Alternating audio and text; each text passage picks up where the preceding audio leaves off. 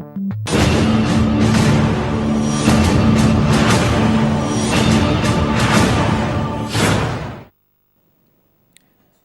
M മാണിക്ക് ശേഷം ബാർക്കോഴ അഴിമതിയിൽ കുരുങ്ങി മന്ത്രി കെ ബാബുവും രാജിവെച്ചു. രാജിക്കത്ത് മുഖ്യമന്ത്രിക്ക് കൈമാറി. തീരുമാനം കെ ബാബുവിനെതിരെ എഫ്ഐആർ രജിസ്റ്റർ ചെയ്യാൻ തൃശൂർ വിജിലൻസ് കോടതി ഉത്തരവിട്ടതിനെ തുടർന്നാണ് ഉണ്ടായത്. സർക്കാരിനെതിരെ വിജിലൻസ് കോടതിയുടെ രൂക്ഷ പരാമർശങ്ങളാണ് ഇന്ന് ഉണ്ടായത്. ഈ വിഷയമാണ് ഇപ്പോൾ ന്യൂസ് ആൻഡ് വ്യൂസ് ചർച്ച ചെയ്യുന്നത്. ചർച്ചയിൽ പങ്കെടുക്കുന്നത് doctor Biju Ramesh, doctor Mathew Kuzhalnadan, Muhammad Riyas, J Ajith Kumar, SR Sakthidharan, Shri George Vattukulam, മറ്റ് അതിഥികളും ചേരും. ഏറ്റവും ആദ്യം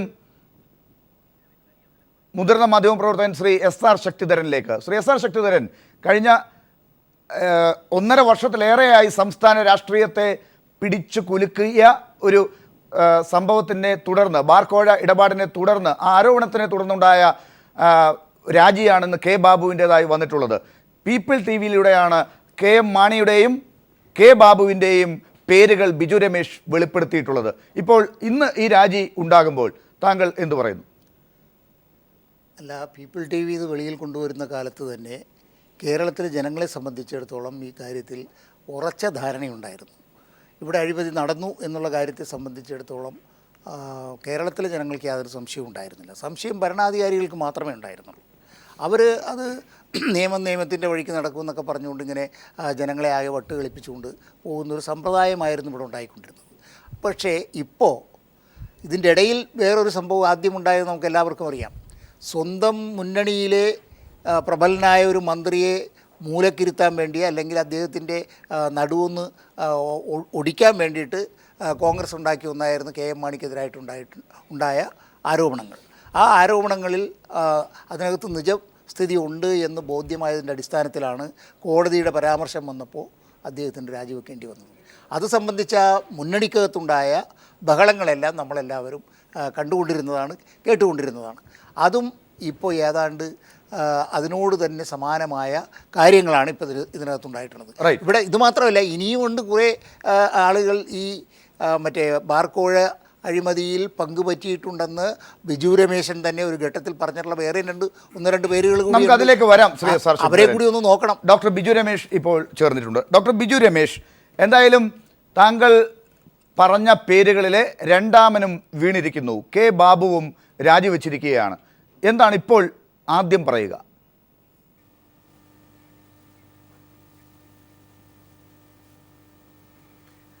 അല്ല, സത്യം എത്ര മൂടി വെച്ചാലും കുറേ കഴിയുമ്പോൾ അത് പുറത്ത് വരുമെന്നുള്ള അവസ്ഥയിലേക്ക് വന്നു. ബാബു ഇപ്പോൾ രാജിവെച്ചില്ലെങ്കിൽ കാര്യങ്ങൾ കുറച്ചുകൂടി രംഗം വഷളാകുമെന്നുള്ള ഘട്ടം എത്തിയത് കൊണ്ടാണ് ബാബു രാജിവെക്കേണ്ടത്. കാര്യം ഇതുവരെ അവർക്കുണ്ടായിരുന്ന പ്രതീക്ഷ അന്വേഷണമെല്ലാം അവരുടെ കൈകളിലേക്ക് നിൽക്കും, നിയമം അവരുടെ കൈകളിൽ നിൽക്കും, അവർ ഉദ്ദേശിക്കുന്ന പോലെ ഒരു കാര്യങ്ങൾ മുന്നോട്ട് പോകുമെന്ന് നിൽക്കുമ്പോഴാണ് കോടതി ഡയറക്റ്റായിട്ട് ഇൻ്റർഫിയർ ചെയ്യുകയും കോടതി ഈ കേസ് FIR രജിസ്റ്റർ ചെയ്യാൻ, ഇങ്ങനെ ഒരിക്കലും ബാബുവിനെതിരെ FIR രജിസ്റ്റർ ചെയ്യില്ല എന്ന് ഉറച്ച വിശ്വാസം ബാബുവിലുണ്ടായിരുന്നു. കാര്യം അവരാണ് അന്വേഷണം നടത്തുന്നത്. അപ്പോൾ ആ ഒരു ധൈര്യത്തിലാണ്. അപ്പോൾ അങ്ങനെ നടത്താതിരിക്കാൻ വേണ്ടിയാണ് ആദ്യം അവർ നടത്തിയ എൻക്വയറി എന്താണ്?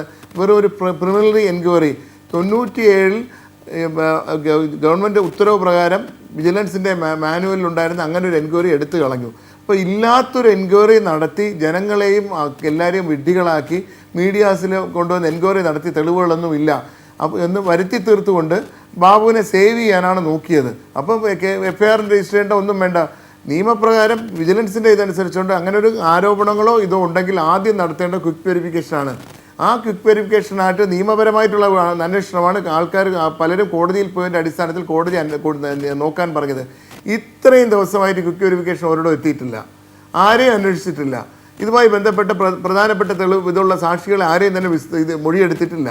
ഇത് കോടതി പറഞ്ഞ സമയം എല്ലാം കഴിഞ്ഞപ്പോഴാണ് ഇന്ന് കോടതി തന്നെ ഇത് ചെയ്തത്. പക്ഷേ പ്രിലിമിനറി എൻക്വയറിയുടെ റിപ്പോർട്ട് അവിടെ കൊടുത്തപ്പോൾ ആ റിപ്പോർട്ടിനകത്ത് വളരെ വ്യക്തമായി 6 ജില്ലാ സെക്രട്ടറിമാർ പറയുന്നുണ്ട് ഈ ബാർ ലൈസൻസ് 30 ലക്ഷം ആക്കാതിരിക്കുന്നതിലേക്ക് വേണ്ടി ബാബുവിനായി 10 കോടി ആവശ്യപ്പെട്ടെന്നും അതിനുവേണ്ടി ഞങ്ങൾ അസോസിയേഷൻ അംഗങ്ങളിൽ നിന്നും പണം പിരിച്ച് സംസ്ഥാന കമ്മിറ്റിക്ക് നൽകിയിട്ടുണ്ടെന്ന് 6 ജില്ലയിലുള്ള സെക്രട്ടറിമാർ പറഞ്ഞിട്ടുണ്ട്.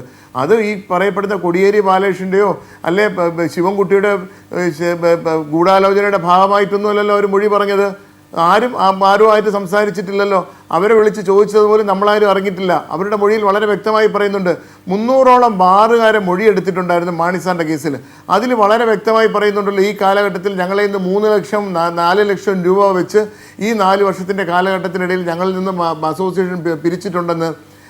അതിനിപ്പോൾ വന്നപ്പോൾ അതിൽ ഒരു 0 പോയി എന്ന് പറയുന്നത് കേട്ടോ. 23 ലക്ഷം രൂപയ്ക്ക് ഇപ്പോൾ 2 കോടി ചില്ലുവാനം മാത്രമേ അതിനകത്ത് കണക്കിലുള്ളൂ വിജിലൻസിൻ്റെ റിപ്പോർട്ടിൽ. അപ്പോൾ ഈ 23 കോടി രൂപ പിരിച്ചതായിട്ട് തന്നെ ഏകദേശം ഒരു കണക്ക് അവർക്ക് നേരത്തെ കിട്ടിയിട്ടുണ്ടല്ലോ. ആ കണക്ക് പറയുന്നത് ആരെങ്കിലും പ്രേരണ കൊണ്ടാണ് ഈ ബാർ ഉടമകൾ എന്ന് പറഞ്ഞത്. ആദ്യത്തെ 300ഓളം പേരെ മൊഴിയെടുക്കുന്നു എന്ന് പറഞ്ഞാൽ മൊഴിയിൽ ആരാണ് എൻ്റെ നിന്നും പൈസ പിരിച്ചിട്ടില്ല എന്ന് പറഞ്ഞാൽ എല്ലാ ബാർ ഉടമകളും പൈസ പിരിച്ച കാര്യങ്ങൾ സത്യസന്ധമായി പറയുന്നുണ്ട് അതിനകത്ത്. ഈ കൊടുത്ത ട്രാൻസാക്ഷനിൽ മാത്രമാണ് അവിടെയും ഒരു പ്രശ്നമായിട്ട് നിൽക്കുന്നത്. അവിടെ പേടിപ്പിക്കുന്ന ഒരു കാര്യം, നിങ്ങളെ പ്രതിയാക്കും. എന്നെയും പറഞ്ഞ് പേടിപ്പിച്ചുകൊണ്ടിരുന്ന അത് തന്നെയാണ്, എന്നെ പ്രതിയാക്കും. ഞാൻ കൊടുത്ത വിവരം പറഞ്ഞാൽ ബാബുവിന് പൈസ 10 കോടി കൊടുത്തു എന്ന് ഞാൻ 164 പറയുമ്പോഴും എൻ്റെ മനസ്സിലറിയാം അതിൽ 50 ലക്ഷം രൂപ കൊണ്ടുപോയി കൊടുത്ത ഞാനാണെന്ന്. ഞാനത് പറഞ്ഞാൽ എന്നെ പ്രതിയാക്കും എന്നുള്ള ഇത് നേരത്തെ തൊട്ടേ പറയുന്നുണ്ട്. ചില അഭിഭാഷകരും പറഞ്ഞു നമ്മളത് കൊണ്ടുപോയി കൊടുത്തെന്ന് പറഞ്ഞാൽ നമ്മൾ പ്രതിസ്ഥാനത്തായി പോകും, സൂക്ഷിക്കണേ എന്ന് എന്നോട് പറയുന്നുണ്ടായിരുന്നു. പക്ഷേ അത് കഴിഞ്ഞപ്പോഴും എൻ്റെ മനസാക്ഷിക്ക് ബാബു ഞാനത് പറഞ്ഞില്ലെങ്കിൽ ബാബു രക്ഷപ്പെടും എന്ന് അതേ ശിക്ഷ തന്നെ എനിക്ക് ലഭിക്കുമെന്ന് അറിയാമെങ്കിൽ പോലും അങ്ങനെ ഒരു ശിക്ഷ കിട്ടണമെങ്കിൽ കിട്ടിയാലും ബാബു രക്ഷപ്പെടുമെന്നൊരു സാഹചര്യം വന്നപ്പോൾ നമ്മൾ ഈ പറഞ്ഞത് മൊത്തം ഈ പറഞ്ഞതെല്ലാം കളവായി വരുത്തി തീർക്കാനുള്ള ഗവൺമെൻറ്റിൻ്റെ കുതന്ത്രങ്ങളും അതിനുവേണ്ടിയുള്ള ഗവൺമെൻറ് മിഷനറിയുടെ പ്രവർത്തനങ്ങളും വന്നപ്പോഴാണ് ഞാൻ പറഞ്ഞത് ബാബുവിന് കൊണ്ടുപോയി കൊടുത്ത 50 ലക്ഷം രൂപ ഞാൻ കൊണ്ടുപോയി കൊടുത്തു എന്നുള്ള കാര്യം റിവീൽ ചെയ്യേണ്ടി വന്നത്. ഞാൻ പറഞ്ഞത് മാത്രമല്ല, ഈ കൊല്ലം ജില്ലയുടെ പൈസ ഇവിടെ വന്നിട്ടുണ്ട്. തിരുവനന്തപുരം ജില്ലാ സെക്രട്ടറി വിജിലൻസ് കൊടുത്ത മൊഴിയിൽ പറയുന്നുണ്ട് അത് അവിടെ എത്തിക്കുന്നതിലേക്ക് വേണ്ടി അവർ കൊണ്ടുവന്ന് ഇവിടെ തിരുവനന്തപുരം ജില്ലയിൽ നിന്ന് കളക്ട് ചെയ്ത് 28 ലക്ഷമാണെന്ന് തോന്നുന്നു. ഞാൻ ഇപ്പോൾ എമൗണ്ട് ഒന്നും ഓർക്കുന്നില്ല. ആ എമൗണ്ട് ഇവിടെ കൊണ്ടുവന്ന് തന്ന വിവരം എല്ലാം ജില്ലാ സെക്രട്ടറിയുടെ മൊഴിയിൽ വളരെ വ്യക്തമായിട്ടുണ്ട്. അപ്പോൾ തിരുവനന്തപുരം ജില്ലാ സെക്രട്ടറി എന്തിനാണ് പൈസ എൻ്റെ ഓഫീസിൽ കൊണ്ടുവന്ന് ഏൽപ്പിക്കുന്നത്? ആ പൈസ ഇവിടെ കളക്ട് ചെയ്ത് കിട്ടിയ 50 ലക്ഷം രൂപയാണ് ഞാൻ കൊണ്ടുപോയി സെക്രട്ടേറിയറ്റിലുള്ള ബാബുവിൻ്റെ ഓഫീസിൽ കൊണ്ടുപോയി കൊടുക്കാനായിട്ട് എന്നെ രാജ്കുമാർ വിളിച്ച് പറയും. അതിൻ്റെ അടിസ്ഥാനത്തിൽ ആ പൈസ അവിടെ കൊണ്ടുപോയി ഏൽപ്പിക്കുകയും ചെല്ലുമ്പോഴാണ് ബാബു എന്നോട് പറയുന്നത്. ഡോക്ടർ ബിജു രമേശ്, ഞാൻ തിരിച്ചെത്താം. ശ്രീ ജോർജ് വട്ടക്കുളം കൂടി നമ്മളോടൊപ്പം ഇപ്പോൾ ചേർന്നിട്ടുണ്ട്. ശ്രീ ജോർജ് വട്ടക്കുളം, താങ്കളാണ് തൃശ്ശൂർ വിജിലൻസ് കോടതിയിലെ ഹർജിക്കാരൻ. ഈ കേസിൽ ഡോക്ടർ ബിജു രമേശിൻ്റെയും കെ ബാബുവിൻ്റെയും പേരിൽ കേസെടുക്കണമെന്ന് പറഞ്ഞുകൊണ്ടാണ് താങ്കൾ അവിടെ ഹർജി നൽകിയിട്ടുള്ളത്. ഇന്ന് വിജിലൻസിനെ കാര്യമായി ശാസിച്ചുകൊണ്ട് വലിയ രൂക്ഷ വിമർശനങ്ങൾ ഉയർത്തിക്കൊണ്ടാണ് ഇന്ന് വിജിലൻസ് കോടതി പരാമർശം നടത്തിയിട്ടുള്ളത്. ഇപ്പോൾ ഡോക്ടർ ബിജു രമേശ് പറഞ്ഞതുപോലെ താങ്കളൊരു ഹർജിക്കാരനാകുന്നു, അഴിമതി പുറത്തു വരണം എന്നുള്ള അർത്ഥത്തിലാണ് താങ്കളുടെ ഹർജി.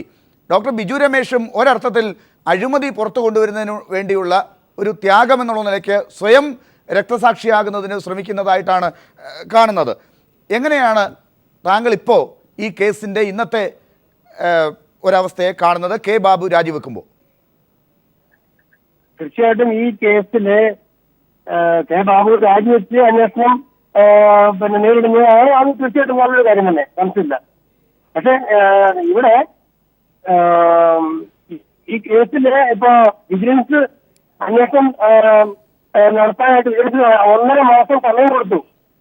ഈ 1.5 മാസം സമയം കൊടുത്തിട്ട് ഹർജിക്കാരനായ എന്റെ മൊഴി എടുക്കാൻ മാത്രമേ അവർക്ക് പറയാൻ പറ്റുള്ളൂ.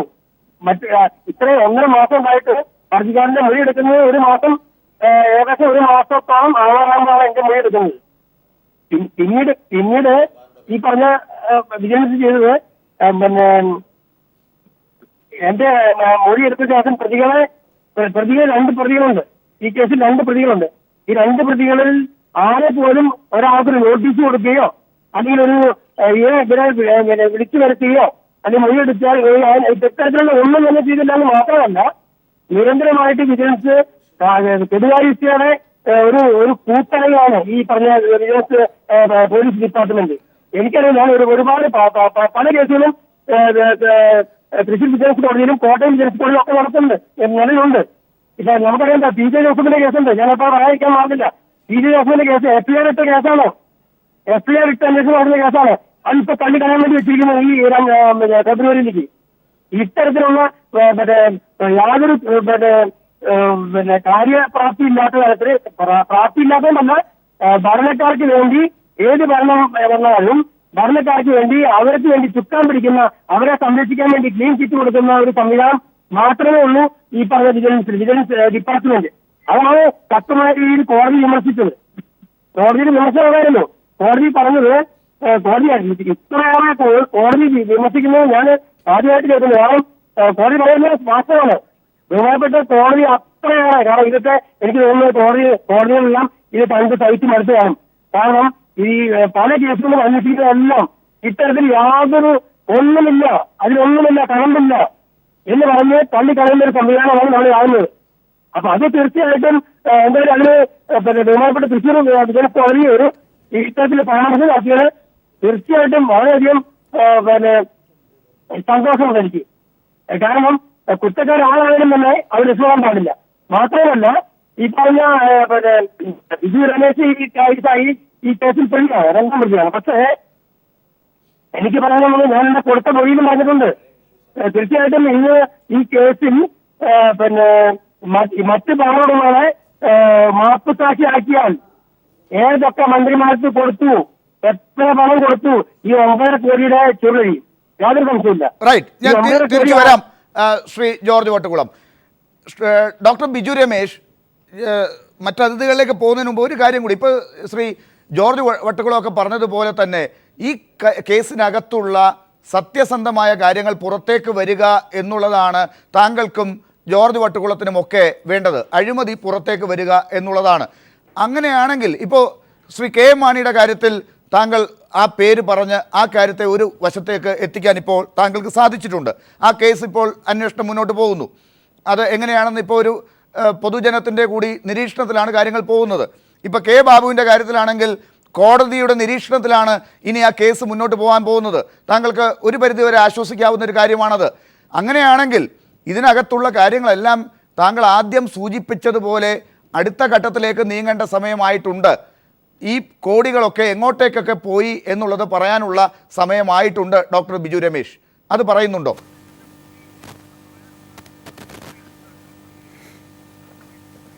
26-ാം തീയതി ഞാൻ ധനേഷിൻ്റെ മകളുടെ നിശ്ചയവുമായി ബന്ധപ്പെട്ട് എറണാകുളത്ത് പോകുന്നുണ്ട്. ധനേഷുമായി ഇതേക്കുറിച്ച് സംസാരിക്കുന്നുണ്ട്. ഇതിൻ്റെ വസ്തുതകളും കണക്കുകളും കാര്യങ്ങളും ധനേഷ് ഇരിക്കുന്നത് ഒന്നീ ധനേഷ് എനിക്ക് തരികയോ അല്ലെങ്കിൽ ധനേഷ് അത് വിജിലൻസിൽ കൊടുക്കാൻ തയ്യാറാണെന്നാണ് കേട്ടത്. അത് തയ്യാറാവുന്നുണ്ടെങ്കിൽ തീർച്ചയായിട്ടും ബാക്കി കണക്കുകളും കാര്യം എവിഡൻസ് ഇല്ലാതെ ഞാൻ കയറി ഇപ്പോൾ പറഞ്ഞു കഴിഞ്ഞാൽ എനിക്കെതിരെ സിവിലും ക്രിമിനലുമായി കേസുകളാണ് ഇപ്പോൾ വന്നുകൊണ്ടിരിക്കുന്നത്. ബാബു തന്നെ എനിക്കെതിരെ സിവിലും ക്രിമിനലും ഫയൽ ചെയ്തു. ആ ക്രിമിനൽ കേസ് അത് പോരാഞ്ഞിട്ട് 2ാമതൊരു ക്രിമിനൽ കേസ്. അപ്പോൾ നമ്മൾ എത്ര പ്രാവശ്യം കോടതി കയറ്റി ഞാൻ ഒരു തെറ്റും ചെയ്യാതെ എനിക്കെതിരെ ക്രിമിനൽ കേസ് ഫയൽ ചെയ്യുന്നു, ഞാൻ കോടതി പോയി ജാമ്യം എടുക്കുന്നു. ഈ ക്രിമിനൽ കോടതി പോയി ജാമ്യം എടുക്കുക എന്നൊക്കെ പറയുന്ന മാനസികമായിട്ട് ഒരുപാട് വിഷമം തോന്നുന്നൊരു കാര്യമാണ്. അപ്പോൾ ആ ഒരു അവസ്ഥയിലേക്ക് ഞാൻ ഇപ്പോൾ ഒരു ഇത് ചെയ്യാത്തതിന് ബാബു ഈ കൃഷ്ണദാസിൻ്റെ PRO ആണെന്ന് പറഞ്ഞതാണ് കുറ്റകരമെല്ലാം ആരോപിച്ചുകൊണ്ടാണ് ആ കേസ്. ഇതൊക്കെ പറഞ്ഞ് തന്നെ ഇതിൽ കൂടുതൽ എത്രമാത്രം നമ്മൾ മാനസികമായി പീഡിപ്പിക്കാൻ നോക്കുന്നു അത് നോക്കുന്നുണ്ട്. ഒരു മാനനഷ്ട കേസുകളും മറ്റേ കോമ്പൻസേഷനും ഒക്കെ കൊടുത്ത കേസുകൾ വന്നിട്ടുണ്ട്. മാണി സാർ ഫയൽ ചെയ്തു, ബാബു ഫയൽ ചെയ്തു. ഇനി ബാക്കിയുള്ള കേസുകളെല്ലാം കൂടി എനിക്ക് വരുന്നു. അതിനിടയ്ക്ക് ഈ പൈസ കൊണ്ടുപോയി കൊടുത്തു എന്ന് ഞാൻ പറഞ്ഞില്ലെങ്കിൽ ബാബു സുഖമായി രക്ഷപ്പെടും.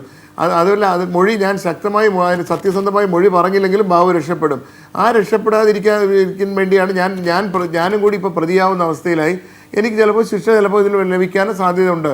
അത് ഞാൻ തള്ളിക്കളയുന്നില്ല. എങ്കിൽ പോലും ഞാനത് മാറില്ല. ഈ പറഞ്ഞ കാര്യത്തിൽ ബാക്കിയുള്ളത് ഞാൻ പറഞ്ഞ് പിന്നെയും മറ്റ് കേസുകളിൽ പ്രതിയാവാനും തൽക്കാലം ഉദ്ദേശിക്കുന്നില്ല. തീർച്ചയായിട്ടും ഡോക്ടർ ബിജു രമേശിന്റെ കുഴപ്പത്തിൽ ചാടിക്കാൻ എന്തായാലും നമുക്ക് ആർക്കും ഉദ്ദേശമില്ല. പക്ഷേ താങ്കൾ നേരത്തെ തന്നെ സൂചിപ്പിച്ചിട്ടുള്ള ചില കാര്യങ്ങൾ പ്രേക്ഷകരുടെ ഓർമ്മയിലേക്കും ഒന്നുകൂടി കൊണ്ടുവരികയാണ് ഈ ഘട്ടത്തിൽ.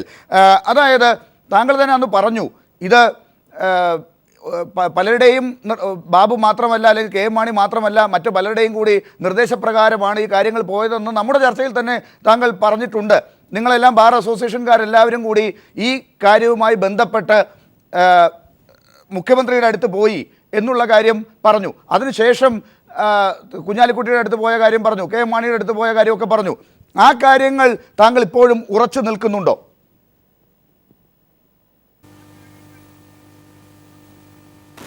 തീർച്ചയായിട്ടും. അന്ന് കുഞ്ഞാലിക്കുട്ടി സാഹിബിനെ കൊണ്ടുപോയി പൈസ ഒരു അസോസിയേഷൻകാർ കൊണ്ടുപോയി കൊടുത്തു. അദ്ദേഹം പറഞ്ഞു, വേണ്ട, നിങ്ങളുടെ കയ്യിൽ ഇരിക്കട്ടെ, നിങ്ങളുടെ കാര്യമൊക്കെ ശരിയാവട്ടെ, അതിനുശേഷം നമുക്ക് അതിനെക്കുറിച്ച് ആലോചിക്കാം, തൽക്കാലം നിങ്ങളുടെ കയ്യിൽ ഇരിക്കട്ടെ എന്ന് പറഞ്ഞ് മടക്കി കൊടുത്തു വിടുകയാണ് ചെയ്തത്. അത് കുഞ്ഞാലിക്കുട്ടി സാഹിബ് ശരിയാണെന്നുള്ള ചാനലിൽ പറയുന്നത് ഞാൻ കേട്ടായിരുന്നു. മുഖ്യമന്ത്രി മാണി സാറിനെയും കുഞ്ഞാലിക്കുട്ടി സാഹിബിനെയും പോയി കാണാൻ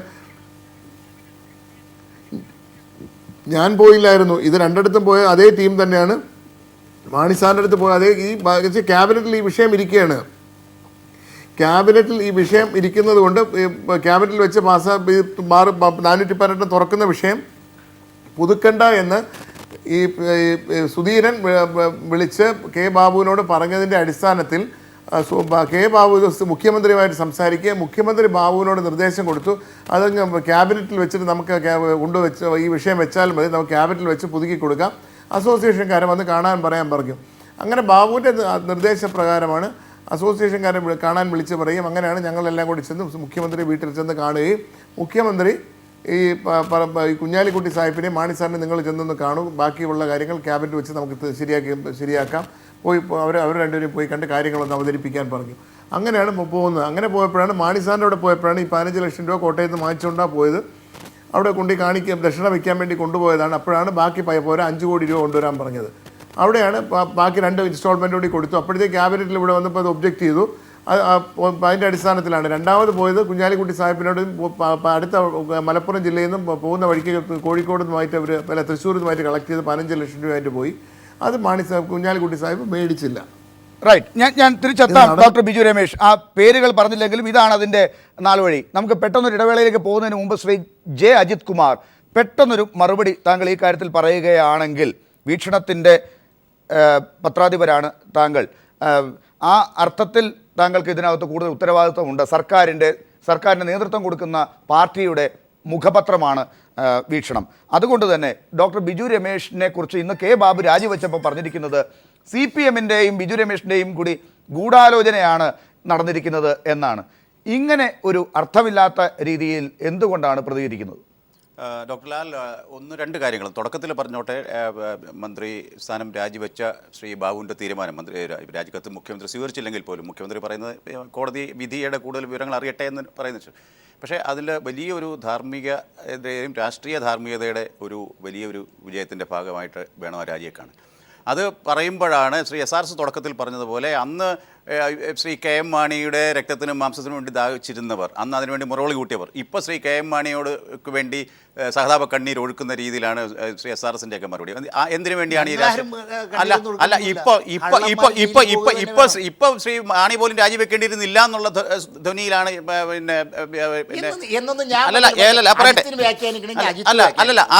അതങ്ങ് തുടക്കത്തിൽ അത് പറഞ്ഞുകൊണ്ട് പോകണം എന്ന് തന്നെ ആഗ്രഹിക്കുന്ന ഒരു പൊതുപ്രവർത്തകനാണ്. അപ്പോൾ അതിനപ്പുറം സംശയമില്ല. ഇനി ഡോക്ടർ ലാൽ ചോദിച്ചതിൻ്റെ മറുപടിയിലേക്ക് വരട്ടെ. ഡോക്ടർ ബിജു രമേശിനോട് അദ്ദേഹത്തോട് എല്ലാ സ്നേഹവും ബഹുമാനം വെച്ച് തന്നെ പറയട്ടെ, ഈ ദക്ഷിണ കൊടുക്കുന്നതും സ്വീകരിക്കുന്നതും ഒന്നും അപരാധമായിരിക്കത്തില്ലല്ലോ. പക്ഷേ കോഴ എന്നുള്ള രീതിയിൽ, അല്ലെങ്കിൽ കൈക്കൂലി ആർക്ക് കൊടുത്താലും, അതൊരു വില്ലേജ് അസിസ്റ്റൻറ്റിന് കൊടുത്താലും ചീഫ് സെക്രട്ടറിക്ക് കൊടുത്താലും അല്ലെങ്കിൽ ഏത് അധികാര സ്ഥാനത്ത് ഇരിക്കുന്നവർക്ക് കൊടുത്താലും അതും തെറ്റല്ലേ, അതും കുറ്റമല്ലേ? അത് അപ്പോൾ അദ്ദേഹം പറയുന്നത് അജിത് കുമാർ ആ വശം അവിടെ നിൽക്കട്ടെ.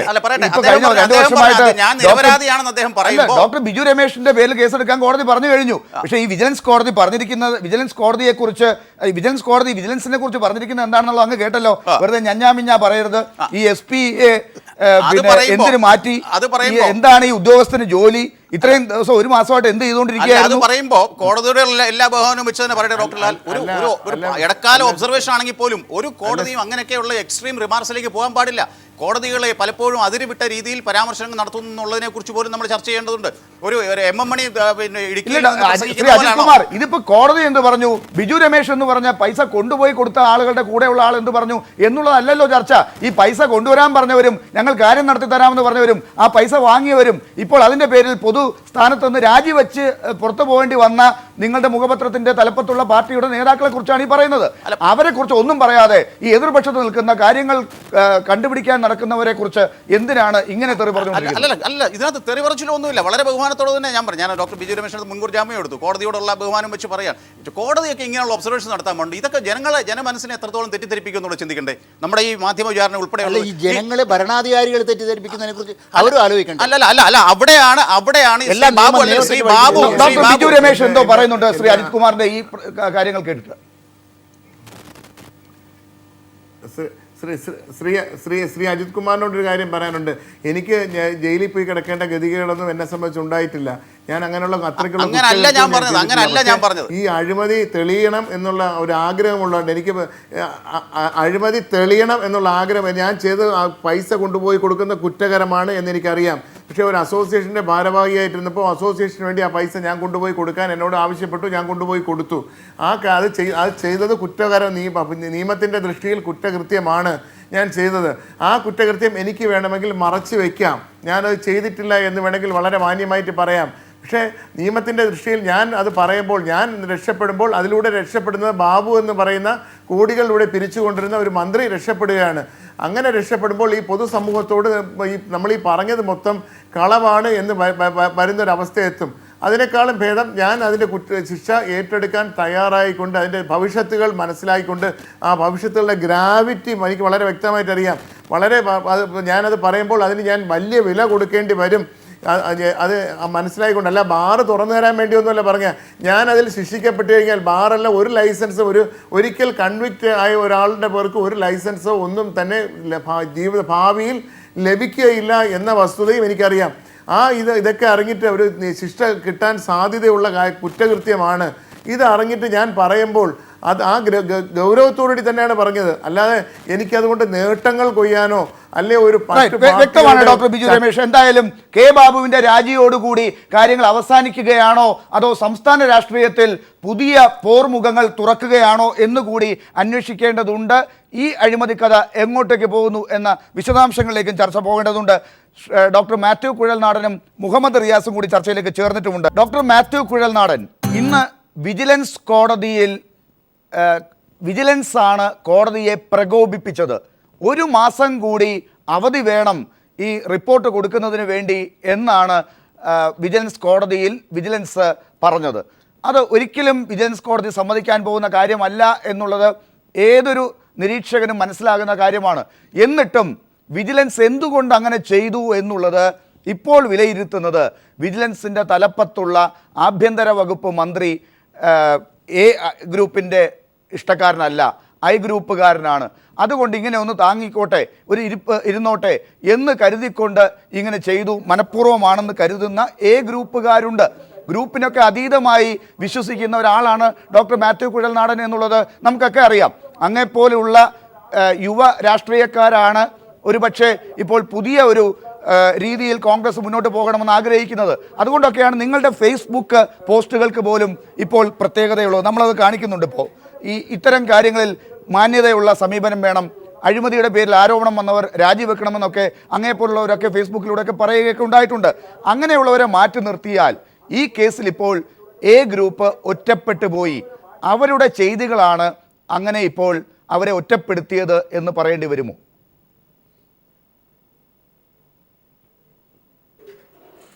അല്ല, ഇന്നത്തെ ഈ ഒരു സാഹചര്യത്തിൽ ഇതിപ്പോൾ പാർട്ടിക്കകത്ത് ഗ്രൂപ്പ് യുദ്ധമാണോ അല്ലെങ്കിൽ ഗ്രൂപ്പിൻ്റെ എന്തെങ്കിലും പ്രശ്നങ്ങളാണോ ഇതിലേക്ക് നയിച്ചത് എന്നത് വളരെ ഒരു ബാലിശമായ ചർച്ചയായിരിക്കുമെന്നുള്ളതാണ് എൻ്റെ ഒരു അഭിപ്രായം.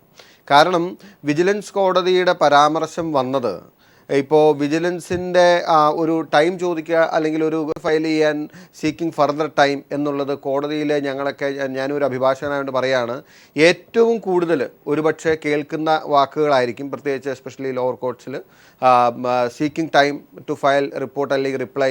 ഇത് നമ്മൾ സ്ഥിരമായി കേൾക്കുന്നതാണ്. അതുകൊണ്ട് അങ്ങനെ അതിൻ്റെ പേരിൽ ഒരു ജഡ്ജി പ്രൊവോക്ഡ് ആകും എനിക്ക് തോന്നുന്നില്ല. തന്നെയല്ല, അതിന് മുമ്പുള്ള പോസ്റ്റിങ്ങിലൊന്നും കോടതി ലാസ്റ്റ് ചാൻസിനോ നോ ഫർദർ ടൈമെന്നോ ഒന്നും മെൻഷൻ ചെയ്തിട്ടുമില്ല. അപ്പം അങ്ങനെ അതിനെ ആ ഒരു നിലയിലേക്ക് അല്ലെങ്കിൽ ഒരു ഏതെങ്കിലും ഒരു മന്ത്രിയുടെയോ അല്ലെങ്കിൽ ഏതെങ്കിലും ഡോക്ടർ മാത്യു കുഴൽനാടൻ, ഞാൻ അങ്ങേ ഒരു കാര്യം ശ്രദ്ധയിൽപ്പെടുത്താം. ഇന്ന് വിജിലൻസ് കോടതി പറഞ്ഞിരിക്കുന്ന ഒരു കാര്യം ഇതാണ്: ബാബുവിൻ്റെ വീടും ആസ്തിയും പരിശോധിച്ചോ?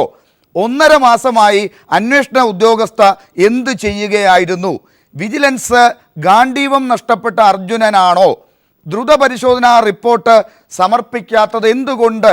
വിജിലൻസ് കോടതിയെ പ്രകോപിതരാക്കിയിട്ടുണ്ട്. അങ്ങനെ പ്രകോപിതനായതുകൊണ്ടാണ് വിജിലൻസ് കോടതി ഈ രീതിയിൽ പറഞ്ഞിട്ടുള്ളത്.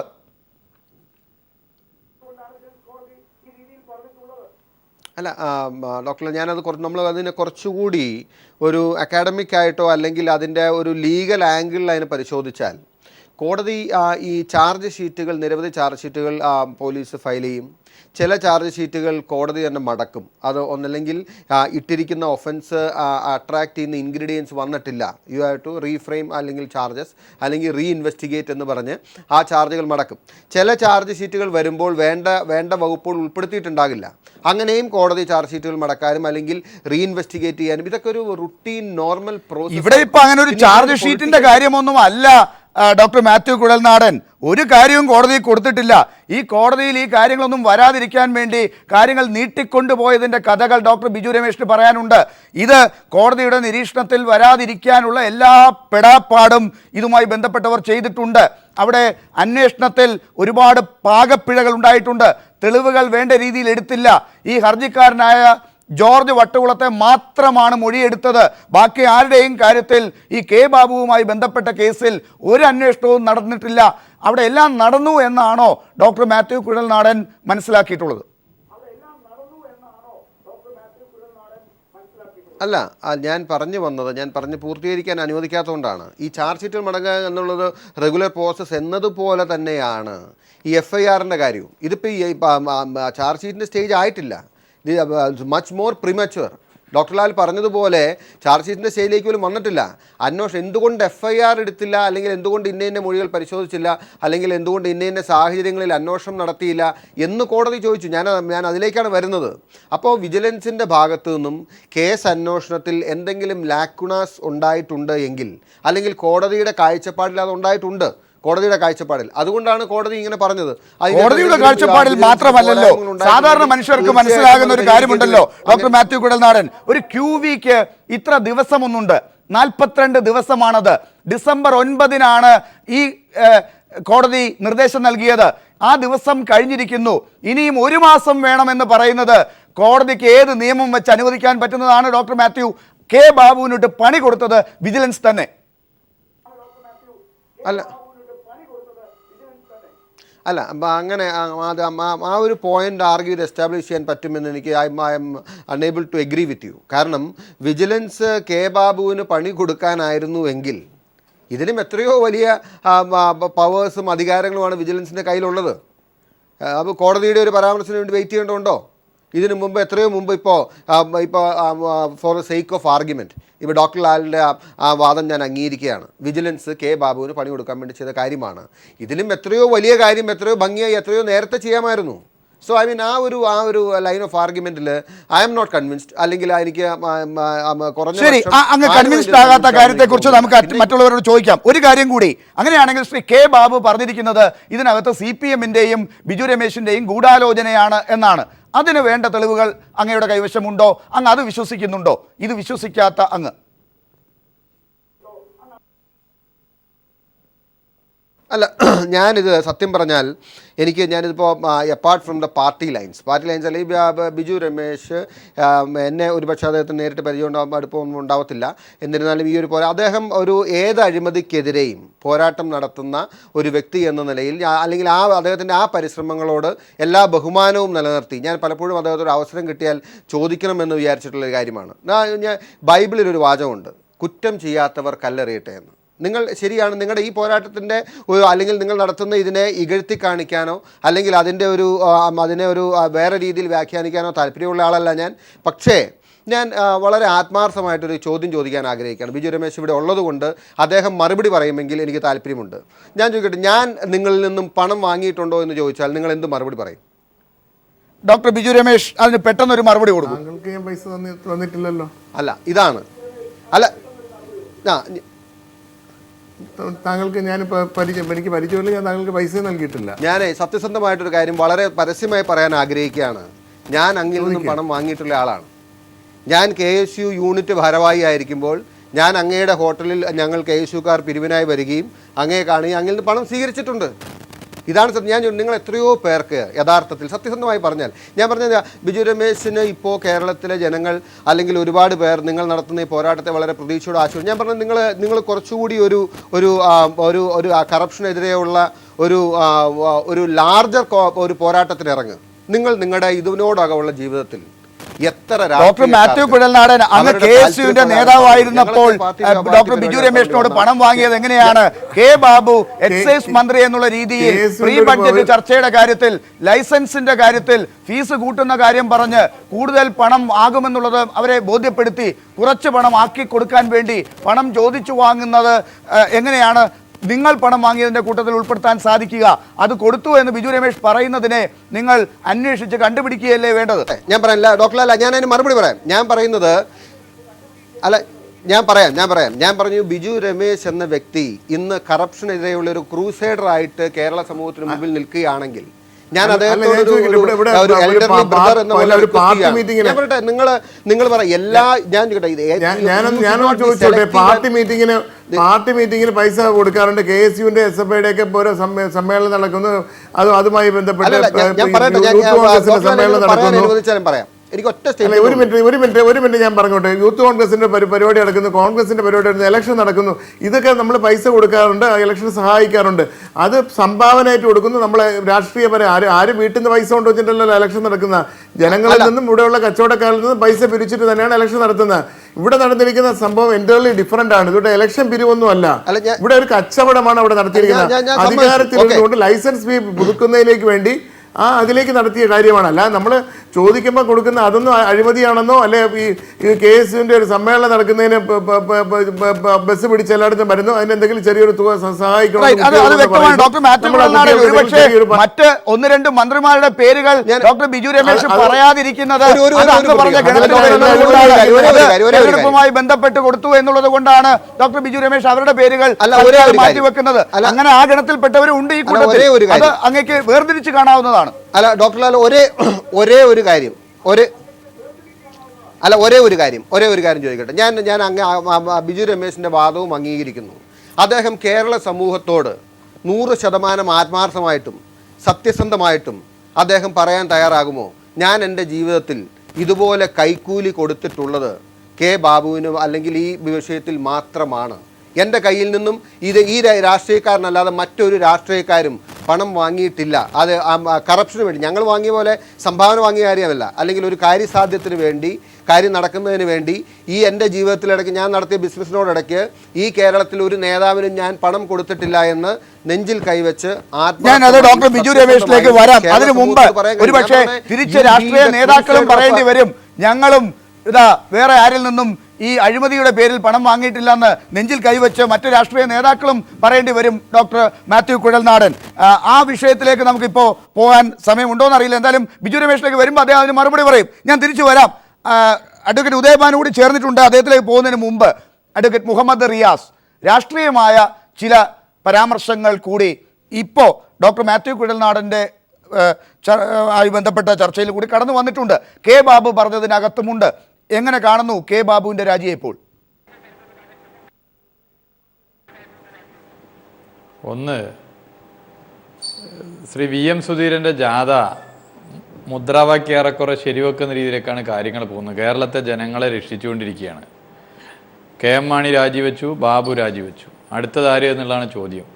പിരിച്ച പണം ഇനി ഏതൊക്കെ മന്ത്രിമാർ വാങ്ങി എന്നുള്ള ചോദ്യമാണ് ജനങ്ങളുടെ മനസ്സിലുള്ളത്. കേരളീയ സമൂഹം എന്നൊക്കെ ഇങ്ങനെ പറയുമ്പോൾ അവർ ചിന്തിക്കുന്ന ഇതാ, ഇവിടെ ജനങ്ങൾ എന്തൊക്കെ സഹിക്കണം. ഒരു ഭാഗത്ത് ഈ മന്ത്രിമാരുടെ കാട്ടുകൊള്ള, രണ്ടാമത് ഈ മന്ത്രിമാരും അവരുടെ പ്രസ്ഥാനത്തിന് വേണ്ടി ചാനലുകളിൽ വരുന്നവരും നടത്തുന്ന ന്യായീകരണങ്ങൾ, ഇത് സഹിക്കാൻ കഴിയുന്നതിനപ്പുറത്തേക്കാണ്. ഇവിടെ വളരെ കൃത്യമായി ഒരു കാര്യം സൂചിപ്പിക്കാൻ ആഗ്രഹിക്കുന്നു. ഇതുകൊണ്ട് തീരാൻ വേണ്ടി പോകുന്ന പ്രശ്നമല്ല. ഇപ്പോൾ വിജിലൻസ് വകുപ്പ് കൈകാര്യം ചെയ്യുന്ന മന്ത്രിയാണ് ശ്രീ രമേശ് ചെന്നിത്തല. അദ്ദേഹം പറഞ്ഞത് ശ്രീ കെ ബാബുവിനെതിരെ ഒരു തെളിവുമില്ല എന്നാണ്. എന്നാൽ ഇന്ന് കോടതിയുടെ പരാമർശം വന്നു. അഴിമതി കേസുകളിൽ കോടതി ഇന്ന് വരെ നടത്തിയ പരാമർശങ്ങളിൽ ഏറ്റവും രൂക്ഷമേറിയ പരാമർശം ഇന്നത്തെ പരാമർശമാണ്. 1.5 മാസം കിട്ടിയിട്ടും വിജിലൻസ് ഇതിൻ്റെ അന്വേഷണം മുന്നോട്ട് കൊണ്ടുപോയില്ലെന്ന് മാത്രമല്ല 2 മാസത്തെ സമയം ചോദിക്കുകയാണ് ചെയ്തത്. അതാണ് 10 ദിവസം കൊണ്ട് അന്വേഷിച്ച് തീർക്കേണ്ട ഒരു കേസാണിത്. ആ കേസിന് എടുത്തിട്ടുള്ള സമീപനമാണ്. ഇതിൽ ജനങ്ങൾക്ക് അറിയേണ്ട ചില ന്യായമായ ചോദ്യങ്ങളുണ്ട്. ഒന്ന്, വീടും ആസ്തിയും, കെ ബാബുവിൻ്റെ വീടും ആസ്തിയും ഒക്കെ പരിശോധിച്ചോ? എന്തുകൊണ്ട് പരിശോധിച്ചില്ല? ബാങ്ക് ബാലൻസ് പരിശോധിച്ചോ? ശ്രീ ബാബുവിൻ്റെ. ഇവിടെ ബിജു രമേശ് പറയുന്നതിനോട് എനിക്ക് യോജിപ്പില്ല. അദ്ദേഹം പറഞ്ഞത് ശ്രീ ബാബുവിന് 200 കോടിയുടെ ആസ്തി ഉണ്ടെന്ന്. 200 കോടിയൊന്നും ഉണ്ടാവില്ല, പക്ഷേ ഒരു 195 കോടി എന്തായാലും ഉണ്ടാകുമെന്ന് കരുതാം. അത് പരിശോധിച്ചിട്ടില്ല. ഇപ്പം മൊഴിയെടുക്കുവാൻ സാക്ഷികൾ വന്നിട്ടില്ലെങ്കിൽ അവരെ എങ്ങനെയാണ് കൊണ്ടുവരാമെന്ന് വിജിലൻസിന് പ്രത്യേകിച്ച് പഠിപ്പിച്ചു കൊടുക്കേണ്ടതില്ലല്ലോ. അതിൻ്റെ പൂർണ്ണ അധികാരം വിജിലൻസിനില്ലേ? അപ്പോൾ സാക്ഷികൾ സഹകരിച്ചിട്ടില്ല എന്നുള്ള വിജിലൻസിൻ്റെ ന്യായം ശരിയല്ല. 100 ദിവസം കൊണ്ട് അന്വേഷിക്കേണ്ടത് 100 കൊല്ലമാക്കി മാറ്റി തീർക്കാൻ പറ്റുമെന്ന കോടതിയുടെ മറ്റൊരു പരാമർശം. അതിൽ ആല് വിട്ടുപോയി. പ്രധാനപ്പെട്ട പരാമർശ കോടതി പോയിന്റ് ഔട്ട് ചെയ്താ. അപ്പോൾ ഇത് നീട്ടുകയാണ്. Justice delayed is justice denied. ഇത് നീട്ടി കൊണ്ടുപോകാനുള്ള ശ്രമം നടത്തുന്നു.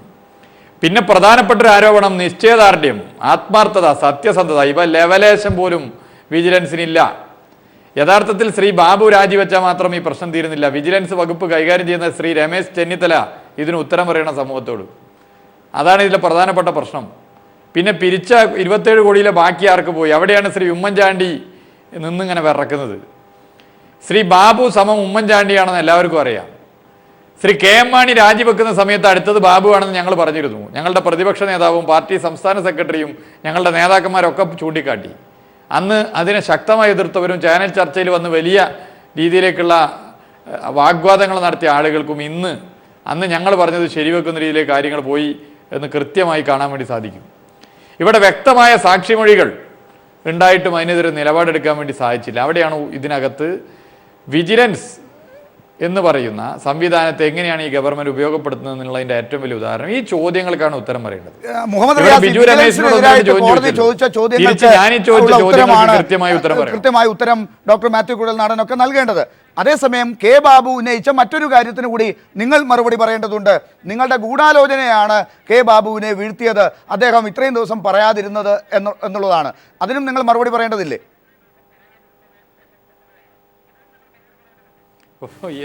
ഇതൊക്കെ ആളുകൾക്ക് കൃത്യമായിട്ട് മനസ്സിലാവുമല്ലോ. ഇങ്ങനെ ഗൂഢാലോചന നടന്നിട്ട് ശ്രീ കെ ബാബു ഇന്നാണോ പറയേണ്ടത്? എന്തോ ഒരു പുതിയ സംഭവം പറയുന്ന പോലെ പല ചാനൽ ചർച്ചയിലും പല UDF-ന്റെ കോൺഗ്രസിൻ്റെ നേതാക്കന്മാരും ശിവൻകുട്ടിയുടെ പേരും CPM-ന്റെ സമുന്നതനായ നേതാവിൻ്റെ ഒക്കെ വീട്ടിലിരുന്ന് ചർച്ച ചെയ്ത് നേരത്തെ പറഞ്ഞിട്ട് പുതിയ സംഭവം ഒന്നല്ല. ഇതിൽ വളരെ കൃത്യമായി പാർട്ടി സംസ്ഥാന സെക്രട്ടറി അദ്ദേഹം പത്രസമ്മേളനത്തിലൂടെ കാര്യങ്ങൾ വ്യക്തമാക്കി. അസംബന്ധം എന്ന് തന്നെ അദ്ദേഹം പറഞ്ഞു. അതുമായി ബന്ധപ്പെട്ട മറ്റു കാര്യങ്ങൾ ആ ഡേറ്റും വെച്ച് അന്വേഷിക്കാമെന്ന് പറഞ്ഞു. ശ്രീ ബിജു രമേശ് ചില കാര്യങ്ങൾ പറഞ്ഞു, ഞാൻ കേട്ടു. അദ്ദേഹത്തിൻ്റെ പിതാവ് മരിച്ചതിൻ്റെ ഭാഗമായി അദ്ദേഹം വീട്ടിൽ നിന്നും പുറത്തിറങ്ങിയിട്ടില്ല കുറേ ദിവസം. സഖാവ് ശിവൻകുട്ടി പറയുന്നതും ഞങ്ങൾ കേട്ടു. അപ്പോൾ ഇങ്ങനെ കേരളം ഭരിക്കുക അറിയുന്നത് കക്കാൻ മാത്രമല്ല, കട്ടതിന് തെളിവുണ്ടാക്കാതിരിക്കാൻ വേണ്ടി എല്ലാ പണിയെടുക്കാൻ അറിയുന്ന ഒരു ഭരണ സംവിധാനം ഈ കേരളത്തിൽ ഉണ്ടാകുമ്പോഴാണോ ഇങ്ങനെ ഒരു ഗൂഢാലോചന പുറത്തു കൊണ്ടുവരാൻ നേരത്തെ പറ്റാത്തത്? അപ്പോൾ ഇതൊക്കെ പച്ചക്കള്ളമാണ്. ശ്രീ കെ എം ബാബു ഇപ്പോൾ ഒരു ആദർശ പരിവേഷത്തോടു കൂടി നിൽക്കാനുള്ള ശ്രമമാണ്. അതൊക്കെ ജനങ്ങൾ മനസ്സിലാക്കുന്നുണ്ട്. ഏത് മന്ത്രിയാണ് അഴിമതിയിൽ പിടിക്കപ്പെട്ട് രാജിവെച്ച് കഴിഞ്ഞാൽ പത്രസമ്മേളനത്തിൽ ഞാൻ തെറ്റ് ചെയ്തെന്ന് പറഞ്ഞിട്ടുള്ളത്? ന്യായീകരിക്കുകയല്ലേ ചെയ്തിട്ടുള്ളത്? മുഹമ്മദ് റിയാസ് ശ്രീ കെ എം മാണിയുമായി താരതമ്യം ചെയ്യുമ്പോൾ കെ ബാബു ആദർശത്തിന്റെ പരിവേഷം അണിയാൻ പറ്റിയ ആളാണെന്നാണ് അവർ വിശ്വസിക്കുന്നത്. കെ മാണിയോളം ഇങ്ങനെ രാത്രി വെളുക്കെ മാധ്യമങ്ങളുടെ പോരാട്ടത്തിന്റെ ഒടുവിൽ രാജിവെക്കേണ്ട ഒരു അവസ്ഥ ഉണ്ടാക്കിയില്ലല്ലോ. അപ്പോൾ കൂടുതൽ ആദർശവാൻ കെ ബാബു തന്നെയാണെന്നാണ് അവർ വിശ്വസിക്കുന്നത്. വിജിലൻസ് കോടതിയിൽ നിന്ന് വരുമെന്ന് ബാബു പ്രതീക്ഷിച്ചില്ല. ആരോടാ ചോദ്യം? അല്ല, മുഹമ്മദ് റിയാസിനോട് തന്നെ. എന്നോട് തന്നെയാണ് ചോദ്യം. അപ്പോൾ അതിൽ തുകയുടെ കാര്യത്തിൽ കെ എം മാണിയേക്കാൾ മുന്നിൽ നിൽക്കുന്നത് വാങ്ങിയ തുകയുടെ കാര്യത്തിൽ ബാബുവാണ്. അല്ലാതെ വേറെ ആദർശത്തിൻ്റെ കാര്യത്തിലൊന്നും രീതിയില്ല. ആദർശത്തിൻ്റെ കാര്യമാണെങ്കിൽ ഞാൻ ചോദിച്ചോട്ടെ, ഈ വിജിലൻസിൻ്റെ റിപ്പോർട്ട് പെട്ടെന്ന് വരാതിരിക്കുന്ന ആരെ സംരക്ഷിക്കാനുള്ള ചോദ്യത്തിന് ഉത്തരവുണ്ടോ? അത് മാത്രമല്ല, ഇവിടെ സമൂഹം ചോദിക്കുന്ന പല വിഷയങ്ങളുമുണ്ട്. സെക്ഷൻ 164 പ്രകാരം ഈ തുക പറഞ്ഞില്ല എന്ന് പറയുമ്പോൾ വളരെ കൃത്യമായി നിയമസഭയിൽ കേരളത്തിൻ്റെ ആഭ്യന്തര വകുപ്പ് മന്ത്രി നൽകിയ മറുപടിക്കകത്ത് പറഞ്ഞതിൻ്റെ ഫോട്ടോ കോപ്പി എൻ്റെ കയ്യിലുണ്ട്. അതിൽ അദ്ദേഹം വളരെ കൃത്യമായി ശ്രീ രമേശ് ചെന്നിത്തല നിയമസഭയിൽ നൽകിയ മറുപടിയുണ്ട്. എന്നിട്ട് അതിന് ഘടകവിരുദ്ധമായി ശ്രീ ബാബു പത്രസമ്മേളനത്തിൽ പറയുന്നു. വിജിലൻസിൻ്റെ പ്രാഥമിക അന്വേഷണ റിപ്പോർട്ടിൻ്റെ കോപ്പിയാണിത്. അതിനകത്ത് വളരെ കൃത്യമായി കാര്യങ്ങൾ ശ്രീ ബാബു പണം വാങ്ങിയതിനെ കുറിച്ച് പറയുന്നുണ്ട്. എന്നിട്ട് സെക്ഷൻ 164 കൊടുക്കുന്ന സമയത്ത് പറഞ്ഞിട്ടില്ല എന്നുള്ള പച്ചക്കള്ളം ഒരു ഭാഗത്ത് പറയുന്നു. പിന്നെ അദ്ദേഹം ഈ ആദർശ പുരുഷൻ വലിയ രീതിയിലേക്ക് ജനങ്ങളെ വിഡ്ഢികളാക്കാൻ വേണ്ടി കൊണ്ടുവന്ന ഒരു പ്രധാനപ്പെട്ട ആരോപണം ഞാൻ നേരത്തെ അദ്ദേഹത്തിൻ്റെ പത്രസമ്മേളനം ശ്രദ്ധിച്ചു. അതിൽ പ്രധാനമായിട്ടും അദ്ദേഹം പറഞ്ഞിരുന്നൊരു കാര്യം ഈ പ്രീ ബഡ്ജറ്ററി സെഷനുമായി ബന്ധപ്പെട്ടാണ്. യഥാർത്ഥത്തിൽ ഒരു ധനകാര്യ വകുപ്പ് മന്ത്രിയുടെ മാത്രം റൈറ്റാണ്. It's only the right of a finance minister. അതെങ്ങനെയാണ് ഇദ്ദേഹം കൈകടത്തുക? ഇനി പ്രീ ബഡ്ജറ്ററി സെഷനിൽ ബാറുമായി ബന്ധപ്പെട്ട വിഷയത്തിൽ മദ്യവിരുദ്ധ സമിതിയുടെ ആളുകളെ ഉൾപ്പെടെയല്ലേ വിളിക്കേണ്ടത്? ബാർ ഉടമകളെയാണോ വിളിക്കേണ്ടത്? ഈ ചോദ്യം ന്യായമായിട്ട് ഉയർന്നു വരുന്നതാണ്. ഇങ്ങനെയുള്ള കുറെ ചോദ്യം ഇതുമായി വിജിലൻസിനെതിരെ വളരെ രൂക്ഷമായ വിമർശനങ്ങളാണ് ഇന്നുണ്ടായത്. ചരിത്രത്തിലില്ലാത്ത വിമർശനങ്ങൾ എന്ന് പറയുമ്പോഴും വിജിലൻസ് മന്ത്രിക്ക് അവരെ വിമർശിച്ചതായി കാണാൻ പറ്റുന്നില്ല. കെ ബാബു ഒരാവശ്യവുമില്ലാതെ രാജിവെച്ചതായിട്ടാണ് അദ്ദേഹം വാർത്താ സമ്മേളനത്തിൽ പറയുന്നത്. ഒരു പരാമർശവും ഇല്ല. FIR ഇട്ട് കേസെടുക്കണം എന്ന് കോടതി പറഞ്ഞതായി അദ്ദേഹം മനസ്സിലാക്കിയിട്ടില്ല. അങ്ങനെ ഉണ്ടെങ്കിൽ തന്നെ അദ്ദേഹം ഇനി കോടതിയെ സമീപിച്ച് തെറ്റായ ആ പരാമർശം വിധിക്കെതിരായി അദ്ദേഹം കോടതിയിലേക്ക് പോവുകയും ചെയ്യും. എന്താണ് വിജിലൻസിൻ്റെ കാര്യത്തിൽ ഇന്ന് കോടതി പറഞ്ഞിട്ടുള്ളത്? നിയമപരമായി എത്രത്തോളം നിലനിൽക്കുന്നതും ശരിയുമാണത്? ശ്രീ ലാല്, ഞാൻ മനസ്സിലാക്കിയത്തോളം വിജിലൻസ് എന്ത് കാര്യത്തിന് വേണ്ടി വിജിലൻസ് പ്രവർത്തിക്കാൻ നിയമപരമായി ബാധ്യതപ്പെട്ടുവോ ആ നിലയ്ക്കോ ആ ചുമതലയിലോ വിജിലൻസ് പ്രവർത്തിക്കുന്നില്ല കേരള സംസ്ഥാനത്ത്. വിജിലൻസ് സംവിധാനം എന്നത് ഗവൺമെന്റിന്റെ ഒരു ഇച്ഛാശക്തിക്ക് വഴങ്ങി പ്രവർത്തിക്കുന്ന, ഗവൺമെന്റ് നിയന്ത്രിക്കുന്ന ഒരു സംവിധാനമായി മാറി. സ്വതന്ത്ര സംവിധാനമായി പ്രവർത്തിച്ചുകൊണ്ട് അഴിമതിക്കാരായിട്ടുള്ള മുഴുവൻ ആളുകളെയും അനാവരണം ചെയ്യത്തക്ക രീതിയിൽ പ്രവർത്തിക്കാൻ നിയമപരമായി ബാധ്യതപ്പെട്ട വിജിലൻസ് സംവിധാനം ഗവൺമെന്റിന്റെ തന്നെ പാർശ്വവർത്തികളായിട്ട് പ്രവർത്തിക്കുന്ന അഴിമതിക്കാരായ മന്ത്രിമാരെ സംരക്ഷിക്കുവാനുള്ള ചട്ടുകമാക്കി മാറ്റാൻ ശ്രമിക്കുന്നു ഒരു പറ്റം ഉദ്യോഗസ്ഥന്മാർ. അതുകൊണ്ട് ജസ്റ്റിസ് കമാൽ പാഷ സൂചിപ്പിച്ചതുപോലെ വിജിലൻസ് ഒട്ടും തന്നെ വിജിലന്റ് അല്ല. ഈ വിജിലൻസിനെ ഏൽപ്പിച്ചാൽ ഒരു കേസും ഫലപ്രദമായി അന്വേഷിച്ച് അഴിമതിക്കാരായ ആളുകളെ യഥാർത്ഥ ചിത്രം പുറത്തു കൊണ്ടുവരാനായിട്ട് പര്യാപ്തമാകുന്നില്ല. കേരളത്തിൽ വിജിലൻസ് സംവിധാനമാകെ പരാജയപ്പെട്ടിരിക്കുകയാണ്. ഈ നിലയ്ക്ക് സൂചന വരുന്ന കാര്യങ്ങളാണ് ബഹുമാനപ്പെട്ട വിജിലൻസ് കോടതിയിൽ ഹൈക്കോടതിയിൽ നിന്ന് കിട്ടിയ പരാമർശങ്ങളുടെ ഊർജം ശേഖരിച്ചുകൊണ്ട് ഇന്ന് പറഞ്ഞിട്ടുള്ളത്. അത് ശരിവെക്കുന്ന ഒട്ടനവധി കാര്യങ്ങൾ സമീപകാലത്ത് നമുക്കുണ്ടായിട്ടുണ്ട്. അതിൽ പ്രധാനമായിട്ടാണ് ഈ തിരുവനന്തപുരത്തെ വിജിലൻസ് കോടതി സമീപകാലത്ത് പുറപ്പെടുവിച്ച ഒരു ഉത്തരവും അതിനെ തുടർന്ന് ശ്രീ KM മാണിക്ക് രാജിയിലേക്ക് വരെ എത്തത്തക്ക രീതിയിലുണ്ടായ സംഭവവികാസങ്ങളും. ഏതാണ്ട് സമാനമായ സാഹചര്യമാണ് ഇന്ന് എക്സൈസ് മന്ത്രിയുടെ പേരിലും ഉണ്ടായത്.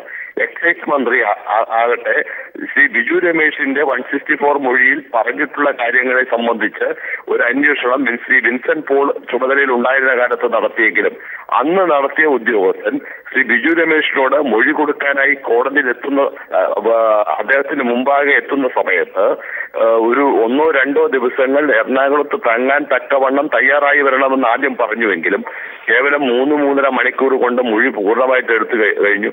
അപ്പൊ ശ്രീ ബിജു രമേശ് ബോധിപ്പിച്ചു, എനിക്ക് ഇനിയും പറയാനുള്ളതൊന്നും കേൾക്കാൻ ഞാൻ സന്നദ്ധനല്ല, എനിക്ക് ഇത്രയും കാര്യങ്ങൾ മതിയെന്ന്. അത് സൂചിപ്പിക്കുന്നത് തന്നെ രക്ഷപ്പെടുത്താൻ ആവശ്യമായിട്ടുള്ള തെളിവുകൾ കിട്ടിക്കഴിഞ്ഞു. ഇനി കുറ്റകൃത്യത്തിലേക്ക് കൊണ്ടുപോകാനുള്ള കാര്യങ്ങൾ അന്വേഷിക്കാനായിട്ട് എന്നെ ആരും ചുമതലപ്പെടുത്തിയിട്ടില്ല, അന്വേഷിക്കാനുള്ള ബാധ്യത എനിക്കില്ല. ഈ നിലക്കായിരുന്നു ആ ഉദ്യോഗസ്ഥന്റെ അന്നത്തെ സമീപനം. ശ്രീ ബിജു രമേശ് പുറത്തു വന്ന ഉടൻ തന്നെ അന്ന് പത്രങ്ങളോട് ഈ കാര്യങ്ങൾ പറഞ്ഞിരുന്നു. കോടതി മുമ്പാകെ പറയാവുന്ന വേദികളെല്ലാം പറഞ്ഞു. അതിന്റെ പേരിൽ ശ്രീ ബിജു രമേശിനെതിരെ മാനനഷ്ട കേസ് കൊടുത്തു. അദ്ദേഹം ഇന്നത്തെ ഹൈക്കോടതി മുമ്പാകെ മാനനഷ്ട കേസ് വിജിലന്റായിട്ട് പ്രോസിക്യൂട്ട് ചെയ്ത് വരികയാണ്.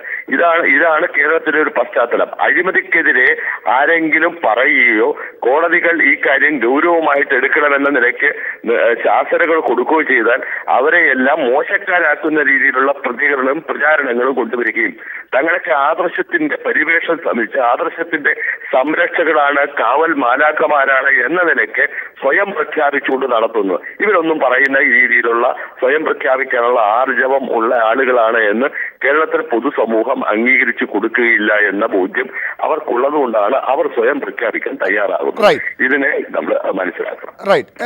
എന്തായാലും വിജിലൻസിന്റെ വിശ്വാസ്യത പോയിട്ടുണ്ടെങ്കിൽ അതിന് ഉത്തരവാദി ആരാണ്? ബാർ കോഴ കേസിൽ ഇനി പുറത്തു വരാനുള്ള കാര്യങ്ങളിലേക്ക് എന്ത് സൂചനയാണ് നമുക്ക് ലഭ്യമാകുക? ആ ഘട്ടത്തിലേക്കാണ് ചർച്ച ഇനി പോകുക. ഡോക്ടർ ബിജു രമേശും ഡോക്ടർ മാത്യു കുഴൽനാടനും രണ്ടുപേരോടും എനിക്ക് പ്രത്യേക അഭ്യർത്ഥനയുള്ളത്, നിങ്ങളോട് പറഞ്ഞിട്ടുള്ള സമയത്ത് തന്നെ നിങ്ങളെ ഞാൻ വിടുതൽ ചെയ്യും ഈ ചർച്ചയിൽ നിന്ന്. അതിന് മുമ്പ് പോകാൻ നിങ്ങൾ രണ്ടുപേരും തയ്യാറാകരുത്. അതിൻ്റെ സൂചനകൾ ലഭ്യമാകുന്നത് കൊണ്ടാണ് ഈ അഭ്യർത്ഥന. ദയവായി പ്രത്യേകിച്ച് ഡോക്ടർ മാത്യു കുഴൽനാടൻ, കോൺഗ്രസിൽ പലരും കെ ബാബുവിന് വേണ്ടി വാദിച്ചുകൊണ്ടിരുന്ന പലരെയും ഇന്നത്തെ ചർച്ചകളിൽ പലയിടത്തും കാണുന്നില്ല എന്നുള്ളത് അങ്ങേക്ക് തന്നെ അറിയാം. അങ്ങേപ്പോലെയുള്ള ആദർശശുദ്ധിയുള്ള ചില കോൺഗ്രസ്സുകാർ മാത്രമാണ് ചർച്ചയിൽ പങ്കെടുത്ത് ചില കാര്യങ്ങളെങ്കിലും പറയാൻ ശ്രമിക്കുന്നത്. ഡോക്ടർ ബിജു രമേശ്, കെ ബാബുവിന് പൈസ നേരിട്ട് കൊടുത്തിട്ടുള്ള ആളെന്നുള്ള നിലയ്ക്കാണ് താങ്കൾ ഈ കാര്യങ്ങൾ മൊഴി നൽകിയിട്ടുള്ളത്. അതൊന്നും വേണ്ട രീതിയിൽ കേട്ടില്ല എന്നുള്ളതാണ് വിജിലൻസ് താങ്കളോട് കാണിച്ച അനീതിയായി താങ്കൾ തന്നെ പറയുന്നത്. ഇനി ഈ കേസ് 30 ദിവസത്തിനകത്ത് ഇനി വിജിലൻസ് റിപ്പോർട്ട് കൊടുക്കാൻ പോവുകയാണെങ്കിൽ തന്നെ FIR ഇട്ടപ്പോൾ അന്വേഷണം നടത്തണം, അതിനകത്ത് ഇനി 30 ദിവസമെങ്കിലും ഇനിയും എടുക്കുമെന്നാണല്ലോ നമ്മൾ മനസ്സിലാക്കുന്നത്. അതോ മറ്റെന്തെങ്കിലും വ്യത്യാസമുണ്ടെങ്കിൽ അങ്ങ് പറയണം. അതിനകത്ത് അങ്ങ് ഇനി എന്തൊക്കെ കാര്യങ്ങളാണ് കെ ബാബു ഇതിനകത്ത് തെറ്റുകാരനാണ്, പണം വാങ്ങി എന്നുള്ളതിന് പറയാനുള്ളത്? ഡോക്ടർ മാത്യു കുഴൽനാടൻ ഇപ്പോഴും വിശ്വസിക്കുന്നത് KSUവിന് പണം കൊടുത്തതുപോലെയാണ് കെ ബാബുവിന് താങ്കൾ പണം കൊടുത്തത് എന്നാണ്.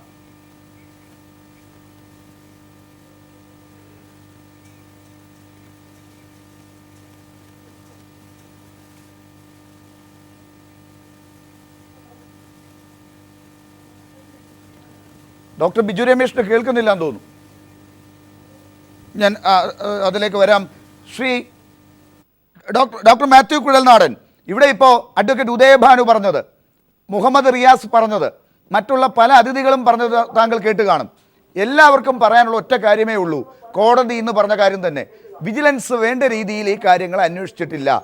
ആ കാര്യത്തിനകത്ത് കൃത്യമായ ഒരു അന്വേഷണം നടത്തി ഈ കാര്യങ്ങൾ നേരത്തെ തന്നെ പുറത്തു വരാനുള്ള കാര്യങ്ങൾ സഹായിച്ചിരുന്നുവെങ്കിൽ ഒന്നുകിൽ ശ്രീ കെ ബാബു രക്ഷപ്പെട്ടേനെ, അദ്ദേഹം തെറ്റുകാരനല്ല എന്ന് സമൂഹത്തിൻ്റെ മുമ്പിലേക്ക് കാര്യങ്ങൾ പറയാൻ സാധിക്കുമായിരുന്നു. അതല്ലെങ്കിൽ അങ്ങ് എപ്പോലുള്ളവർ ആഗ്രഹിച്ചതുപോലെ തന്നെ കഴിഞ്ഞ ഒക്ടോബർ 31 ആരോപണം വന്നപ്പോൾ തന്നെ എല്ലാവരും രാജിവെച്ച് പോയിരുന്നുവെങ്കിലും ഈ രാഷ്ട്രീയ ശുദ്ധി ഉണ്ടാകാനുള്ളൊരു ഇടം ഉണ്ടാകുമായിരുന്നു. ഇതൊന്നുമില്ലാതെ അങ്ങയെപ്പോലുള്ളവർക്കൊക്കെ നേതൃത്വം കാര്യങ്ങൾ തീരുമാനിച്ചെടുക്കും എന്ന് കാത്തിരിക്കേണ്ടി വരുന്നു. അതില്ലാതെ വരുമ്പോൾ ഫേസ്ബുക്കിലൂടെയൊക്കെ കാര്യങ്ങൾ പറയേണ്ടി വരുന്നു. ഇപ്പോൾ കോടതിക്കും പലതും തുറന്നു പറയേണ്ടി വരുന്നു. സർക്കാരിന് ചീത്തപ്പേരുണ്ടാകുന്നു. ഇത് ഒഴിവാക്കാമായിരുന്നില്ലേ വിജിലൻസിൽ അന്വേഷണം കൃത്യമായി നടന്നിരുന്നുവെങ്കിൽ? അത് അങ്ങ് പറയുന്നുണ്ടോ?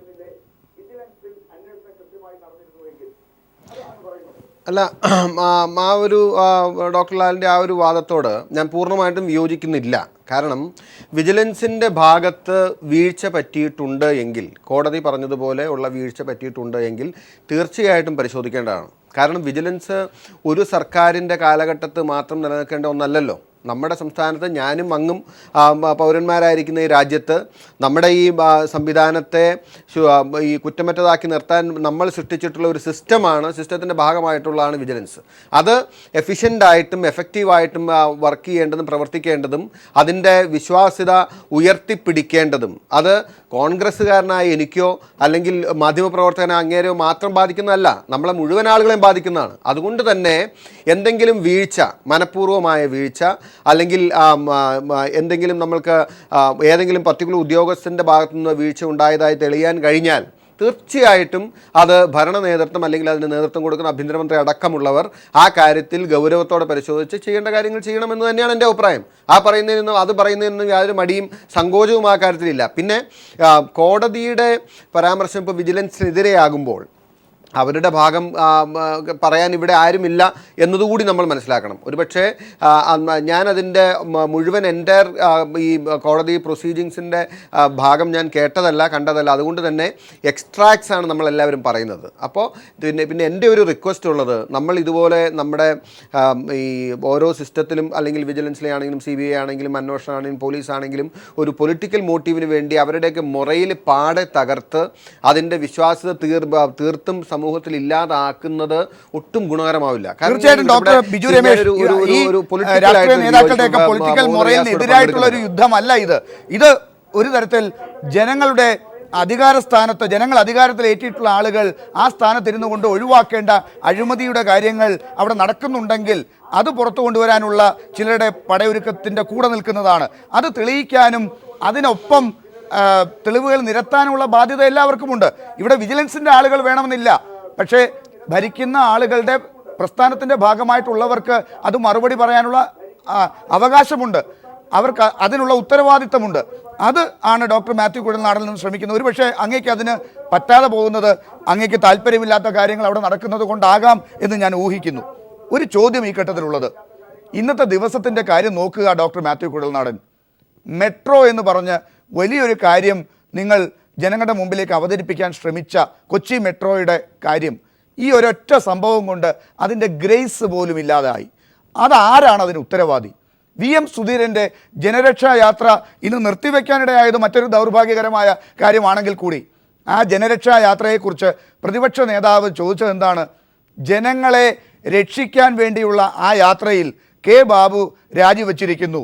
ഒരു ഉദ്ദേശം VM സുധീരൻ്റെത് ആ രീതിയിലെങ്കിലും നടന്നു കിട്ടി എന്ന ഒരു പരിഹാസമാണ്.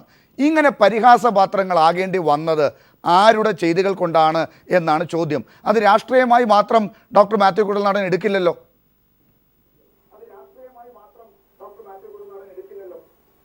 അല്ല, ഇതിൻ്റെ അകത്ത് ഞാൻ ഒരു കാര്യം അഡ്മിറ്റ് ചെയ്യാൻ ആഗ്രഹിക്കുകയാണ്. ഇന്ന് സ്വാഭാവികമായിട്ടും ഈ സ്ഥിതിഗതികൾ ഉണ്ടായത് പാർട്ടിക്ക് ഗുണകരമായെന്നോ അല്ലെങ്കിൽ പാർട്ടിക്ക് നേട്ടമാണെന്നോ എന്നൊന്നും അവകാശപ്പെടാൻ ഞാൻ തീർച്ചയായിട്ടും ഇത് രാഷ്ട്രീയപരമായ ഒരു തിരിച്ചടീൻ്റെ തൊണ്ട് എന്ന് ഞാൻ അംഗീകരിക്കുന്നു. പക്ഷേ ഇത് ഒരു സ്റ്റേജിലാണ് എന്നുള്ള ഒരു കൺസിഡറേഷൻ നമ്മളിപ്പോൾ കെ ബാബു കുറ്റക്കാരനാണെന്ന് കണ്ടെത്തി കോടതി ശിക്ഷിച്ചതുപോലെ ചർച്ച മുന്നോട്ട് പോകുന്നത് എത്രമാത്രം ഒരു നീതിയുക്തമാണ് എന്ന കാര്യത്തിൽ എനിക്ക് സംശയമുണ്ട്.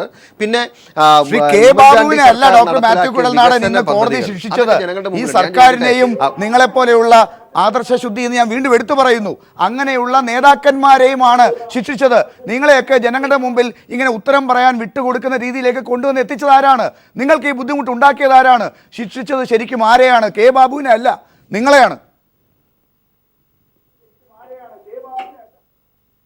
ഡോക്ടർ ലാൽ, നിങ്ങൾ പലപ്പോഴും ഞാൻ ശ്രദ്ധിച്ചിട്ടുള്ള ഒരു കാര്യം, നിങ്ങൾ ചർച്ചകൾ ഒരു ബാലൻസ്ഡ് ആയിട്ട് കാര്യങ്ങൾ കൊണ്ടുപോകാൻ നിങ്ങളുടെ ഒരു പരിമിതി എനിക്ക് മനസ്സിലാകും. നമ്മൾ ഇന്നത്തെ കോടതി വിധി ശിക്ഷിച്ചു എന്ന നിലയിൽ നമ്മൾ പ്രസ്താവിക്കുന്നത് ശരിയാണെന്ന് അങ്ങയുടെ മനസാക്ഷിക്ക് തോന്നുന്നുണ്ടോ? നമ്മുടെ നീതിശാസ്ത്രത്തിൽ അല്ലെങ്കിൽ നമ്മുടെ ക്രിമിനൽ പ്രൊസീജിയറിൽ നമ്മൾ പറയുന്നത് എല്ലാ കോടതികളും ഫോളോ ചെയ്യുന്നത് unless until convicted everyone shall be treated as innocent. ഇതാണ് നമ്മുടെ അടിസ്ഥാന തത്വം. അങ്ങനെ ഇരിക്കെ നമ്മളൊരു മാധ്യമ ചർച്ചയിലാണെങ്കിൽ പോലും അങ്ങ് ഒരു ബാലൻസ്ഡായി നീതിയുടെ ഭാഗത്ത് നിന്ന് ചർച്ച നയിക്കാൻ പലപ്പോഴും ശ്രമിക്കുന്ന ഒരു വ്യക്തി എന്ന നിലയിൽ അങ്ങയുടെ മനസാക്ഷിയോട് ചോദിച്ചാൽ മതി, കെ ബാബുവിനെ അല്ലെങ്കിൽ കോൺഗ്രസിനെയോ UDFനെയോ ഇന്ന് കോടതി ശിക്ഷിച്ചു എന്ന നിലയിലേക്കുള്ള ഒരു പ്രസ്താവനയിലേക്ക് കൊണ്ടുപോകുന്നത് അങ്ങയുടെ മനസാക്ഷി. മുഹമ്മദ് റിയാസ് അതിനെങ്ങനെയാണ് പ്രതികരിക്കുക എന്നാണ് അറിയേണ്ടത്. അഡ്വക്കേറ്റ് മുഹമ്മദ് റിയാസ്, കെ ബാബുവിനെ ശിക്ഷിച്ചിട്ടില്ല, നമ്മൾ ഇങ്ങനെ പറയേണ്ട ആവശ്യമുണ്ടോ? പിന്നെ എന്താണ് കെ ബാബുവിന് സംഭവിച്ചത്? ഒരു മന്ത്രിസ്ഥാനം പോയത് എന്തുകൊണ്ടാണ്? ഒന്ന്, നിങ്ങൾ രണ്ടുപേരും അങ്ങോട്ടും ഇങ്ങോട്ടും നന്നായി സുഖിപ്പിക്കുന്നുണ്ട്. അതുകൊണ്ടൊന്നും ഈ പ്രശ്നം തീരാൻ വേണ്ടി പോകുന്നില്ല. ഇവിടെ ആദർശധീരനാണ്, ആദർശമാണെന്നൊക്കെ പറയുമ്പോൾ അദ്ദേഹത്തിന്റെ പ്രസ്ഥാനം ചെയ്യുന്ന മുഹമ്മദ് റിയാസിനെ പോലെ തന്നെയാണ് എന്നാണ് ഞാൻ പറഞ്ഞത്. പുലർത്താൻ പറ്റും? അല്ല, അതിലൊന്നും വീഴുന്നയാളല്ല ഞാൻ പറഞ്ഞു വരുന്നത്, ഈ ആദർശം എന്ന് പറയുന്നത്, ഇപ്പോൾ കെ ബാബു ഏതാണ് പാർട്ടി? കോൺഗ്രസ് പാർട്ടിയാണ്. വിജിലൻസ് വകുപ്പ് കൈകാര്യം ചെയ്യുന്ന ശ്രീ രമേശ് ചെന്നിത്തല ഏതാ പാർട്ടി? കോൺഗ്രസ് പാർട്ടിയാണ്. ഈ ശ്രീ മാത്യുവും കോൺഗ്രസ് പാർട്ടിയാണ്. അപ്പോൾ ഒരു ഭാഗത്ത് പണം വാങ്ങുന്നു, ഒരു ഭാഗത്ത് അതിന് കൂട്ടു നിൽക്കുന്നു, ഒരു ഭാഗത്ത് ഭരണ സംവിധാനങ്ങൾ ഉപയോഗിക്കുന്നു. എങ്ങനെയാണ് ഒരു പ്രസ്ഥാനത്തിലുള്ളവർ ഇങ്ങനെ ചെയ്യുമ്പോൾ ആ പ്രസ്ഥാനത്തിൽ നിന്നുകൊണ്ട് ഒരു വ്യക്തിക്ക് ആദർശധീര പരിവേഷം നൽകാൻ പറ്റുക? എന്നെ അത്ഭുതപ്പെടുത്തുന്നുണ്ട്. അപ്പോൾ ഇത് എന്നൊക്കെ പറഞ്ഞാൽ ഇൻഡിവിജ്വലായി ഈ പുതിയ ആഗോളവൽക്കരണ കാലഘട്ടത്തിൽ അവനവനിസത്തിലേക്ക് പോവുകയാണ്. ഞാൻ എൻ്റെ ഇമേജ് എന്ന കാഴ്ചപ്പാടിലേക്ക് രാഷ്ട്രീയക്കാർ പോകുന്നു. അതിൻ്റെ പ്രശ്നമാണ്. കോൺഗ്രസ്സുകാർ പ്രത്യേകിച്ച്. കോൺഗ്രസ്സുകാരെന്ന് പറയുന്ന അതിനെ ഒരു വല്ലാത്ത രീതിയിലേക്ക് ഡിഫെൻഡ് ചെയ്യാതെ സ്വന്തം ഒരു അഭിപ്രായം എന്നുള്ളതിലേക്ക് അതിനെ പറഞ്ഞുകൊണ്ട് സ്വന്തം ഇമേജ് സംരക്ഷിക്കുക, ഇതല്ലേ നടക്കുന്നത്. അതുകൊണ്ട് മാറുമോ? ഇവിടെ ബാബു എന്ന് പറഞ്ഞൊരു വ്യക്തി ആയതുകൊണ്ടല്ല അദ്ദേഹം മന്ത്രി ആയത്, കോൺഗ്രസ് അധികാരത്തിൽ വന്നുകൊണ്ടാണ്. വിജിലൻസിന്റെ ഉത്തരവാദിത്തപ്പെട്ട വകുപ്പിലേക്ക് ശ്രീ രമേശ് ചെന്നിത്തല വന്ന് ഈ എല്ലാ വൃത്തികേടുകളെയും സംരക്ഷിക്കാൻ കാരണമായി അദ്ദേഹത്തിന് വ്യക്തിപരമായിട്ടല്ല, ഒരു പ്രസ്ഥാനത്തിലുള്ളത് കൊണ്ടാണ്. ഇവരൊക്കെ ഒരു പ്രസ്ഥാനത്തിലുള്ളവരാ. അപ്പോൾ ബാബു ചെയ്താൽ അതിന് ഉത്തരം പറയാൻ ഇദ്ദേഹത്തിന് ആ ബാധ്യതയുണ്ട്. രമേശ് ചെന്നിത്തല ചെയ്താൽ ഉത്തരം പറയാൻ ബാധ്യതയുണ്ട്. ഗവൺമെന്റിന്റെ ഈ കാട്ടുകൊള്ളക്കെതിരെ ഞാൻ അങ്ങനെയല്ല എന്നൊന്നും പറഞ്ഞു ഒരാൾക്കും പോകാൻ പറ്റില്ല. അതാണ് VM സുധീരൻ ചെയ്തുകൊണ്ടിരിക്കുന്നത്. അത് രാഷ്ട്രീയ പ്രവർത്തനമല്ല. രാഷ്ട്രീയ പ്രവർത്തനം എന്ന് പറഞ്ഞാൽ തൻ്റെ പ്രസ്ഥാനത്തെ തെറ്റുപറ്റിയാൽ തെറ്റ് ആ പ്രസ്ഥാനത്തിൻ്റെ ഘടകത്തിനകത്ത് കൃത്യമായി പറഞ്ഞ് തിരുത്തിക്കാനുള്ള ശ്രമം, അല്ലെങ്കിൽ അത് കൃത്യമായി അതിനെ ഡിഫെൻഡ് ചെയ്യാനുള്ള ശ്രമം, ഇതാണ് രാഷ്ട്രീയ പ്രവർത്തനത്തിൽ ശരിയായ രീതിയിൽ കൊണ്ടുപോകേണ്ടത്. അപ്പൊ ഇവിടെ പരിശോധിച്ച് നോക്കുമ്പോൾ എന്താ പ്രശ്നം? ഇവിടെ പരിശോധിച്ച് നോക്കുമ്പോൾ വളരെ വ്യക്തവും കൃത്യമാണ്. ഇവിടെ വിജിലൻസ് സംവിധാനത്തെ പോലും നിയന്ത്രിച്ചത് ആര്? കോടതി പരാമർശം എന്ത്? കോടതിയുടെ ഓരോ പരാമർശവും ഇതിനകത്തുണ്ട്. ഞാൻ അതിന്റെ ഫോട്ടോ കോപ്പി എടുത്തിട്ടുണ്ട്. കോടതി പരാമർശത്തിനകത്ത് കോടതി ഇങ്ങനെ മോശമായി ഒരു കേസിനകത്ത് നിലപാട് മുമ്പ് എടുത്തിട്ടില്ല. അതിന്റെ കാരണം എന്താ? കാരണം ഈ ഗവൺമെന്റ് ആണ്, ഈ ഗവൺമെന്റിന്റെ പൊളിറ്റിക്കൽ ലീഡർഷിപ്പാണ്, ഈ ഗവൺമെന്റിനെ നയിക്കുന്ന മുഖ്യമന്ത്രിയാണ്. അദ്ദേഹമാണ് ഇതിനെയൊക്കെ പിന്താങ്ങുന്നത്. ഈ ശ്രീ ബാബുവിന്റെ ധൈര്യം ഉമ്മൻചാണ്ടിയാണ്. ഈ കേരളത്തിലെ ആ തട്ടിപ്പുകാരുടെ ധൈര്യം ഉമ്മൻചാണ്ടിയാണ്. അതാണ് നാട് നേരിടുന്ന പ്രശ്നം. ആ പ്രശ്നത്തെ ശരിയായി മനസ്സിലാക്കുമ്പോൾ അതിന് തിരുത്തൽ വരുത്താൻ വേണ്ടിയിട്ട് ഇടപെടൽ നടക്കേണ്ടത്. ആ ഇടപെടൽ നടക്കുന്നില്ല. അതാണ് ഇന്ന് നമ്മൾ ഈ വിഷയം ചർച്ച ചെയ്യുമ്പോഴുള്ള പ്രശ്നം. ജനം ചിന്തിക്കുന്നത് എന്താ? ഇതിലെ ബാക്കി എമൗണ്ട്, കോടികൾ ആര് വാങ്ങി, എങ്ങനെ വാങ്ങി എന്നുള്ളതാണ് ജനം ചിന്തിക്കുന്ന ഒരു പ്രധാനപ്പെട്ട പ്രശ്നം. ഡോക്ടർ മാത്യു കുഴൽനാടൻ, ഞാൻ അങ്ങേക്ക് അവസരം തരാം. പക്ഷെ അതിനു മുമ്പ് എനിക്കൊരു ചോദ്യം കൂടിയുണ്ട്. ഞാൻ അങ്ങയെ എത്ര അങ്ങയുടെ ആദർശശുദ്ധിയെക്കുറിച്ച് പറയാൻ ശ്രമിച്ചാലും പ്രതിപക്ഷം കാണുക അങ്ങ് ഈ കോൺഗ്രസ് പാർട്ടിയുടെ ഉമ്മൻചാണ്ടിയുടെ കീഴിലുള്ള ഒരു രാഷ്ട്രീയ പ്രവർത്തകനായിട്ടാണ്, അതിനെ പിന്തുണയ്ക്കുന്ന ആളായിട്ടാണ് മുഹമ്മദ് റിയാസ് പറഞ്ഞതുപോലെ. അതുകൊണ്ട് തന്നെ അതിൻ്റെ ഭാഗമാണ് താങ്കൾ എന്നുള്ളത് കൊണ്ട് ഈ അഴിമതിയുടെ കറയുടെയൊക്കെ ഒരു ഭാഗം അങ്ങയിലേക്കും ഒക്കെ വീഴും.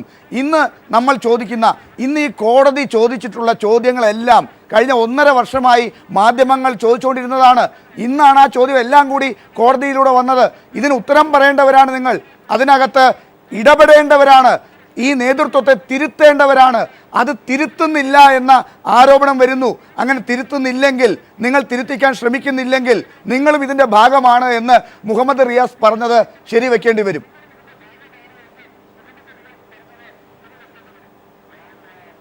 മുഹമ്മദ് റിയാസ് പറഞ്ഞത് മുഴുവൻ ഏറ്റെടുക്കാൻ തയ്യാറാണ്. ഞാനൊരു ആദർശധീരനാണ് എന്ന് ഞാൻ അദ്ദേഹത്തിന് മുമ്പിൽ അവകാശപ്പെടുന്നില്ല. എനിക്ക് എൻ്റെ ആദർശം ഇവിടെ അടിച്ചേൽപ്പിക്കാനോ അല്ലെങ്കിൽ എസ്റ്റാബ്ലിഷ് ചെയ്യാനോ ഒരു TV സ്റ്റുഡിയോയിൽ ഒരു ചർച്ച എടുക്കാൻ ഞാൻ ആഗ്രഹിക്കുന്നില്ല. ഒരു കാരണവശാലും നിങ്ങൾ എന്നെ അങ്ങനെ കാണേണ്ടതില്ല. ഞാൻ പാർട്ടിയുടെ തന്നെ ഭാഗമാണ്, പാർട്ടിയുടെ ഭാഗമായിട്ട് നിന്നുകൊണ്ടാണ് സംസാരിക്കും. പക്ഷേ ഞാൻ അദ്ദേഹത്തോട് വളരെ വിനയത്തോട് ഒരു കാര്യം ചോദിക്കട്ടെ. നിങ്ങൾ ഇന്ന് കോടതിയെക്കുറിച്ച് എന്ത് ബഹുമാനത്തോടു കൂടിയാണ്, എത്ര ആദരവോടു കൂടിയാണ് മുഹമ്മദ് റിയാസ് പറയുന്നത്? അങ്ങ് ഭാരവാഹിയായിരുന്ന DYFIയും SFIയും ഈ സംസ്ഥാനത്തെ ചീഫ് ജസ്റ്റിസിനെ ഈ നാട് കടത്തിയ പ്രസ്ഥാനമാണ് നിങ്ങളുടെ. അതൊക്കെ ജനം കണ്ടതല്ലേ? നിങ്ങളിപ്പോൾ കോൺഗ്രസിനെതിരെ അല്ലെങ്കിൽ UDFനെതിരെ പറയുന്ന കോടതികളോട് ആദരവ്. ഞാൻ ഇതൊക്കെ നിങ്ങളും ആദർശത്തിന്റെ കാര്യം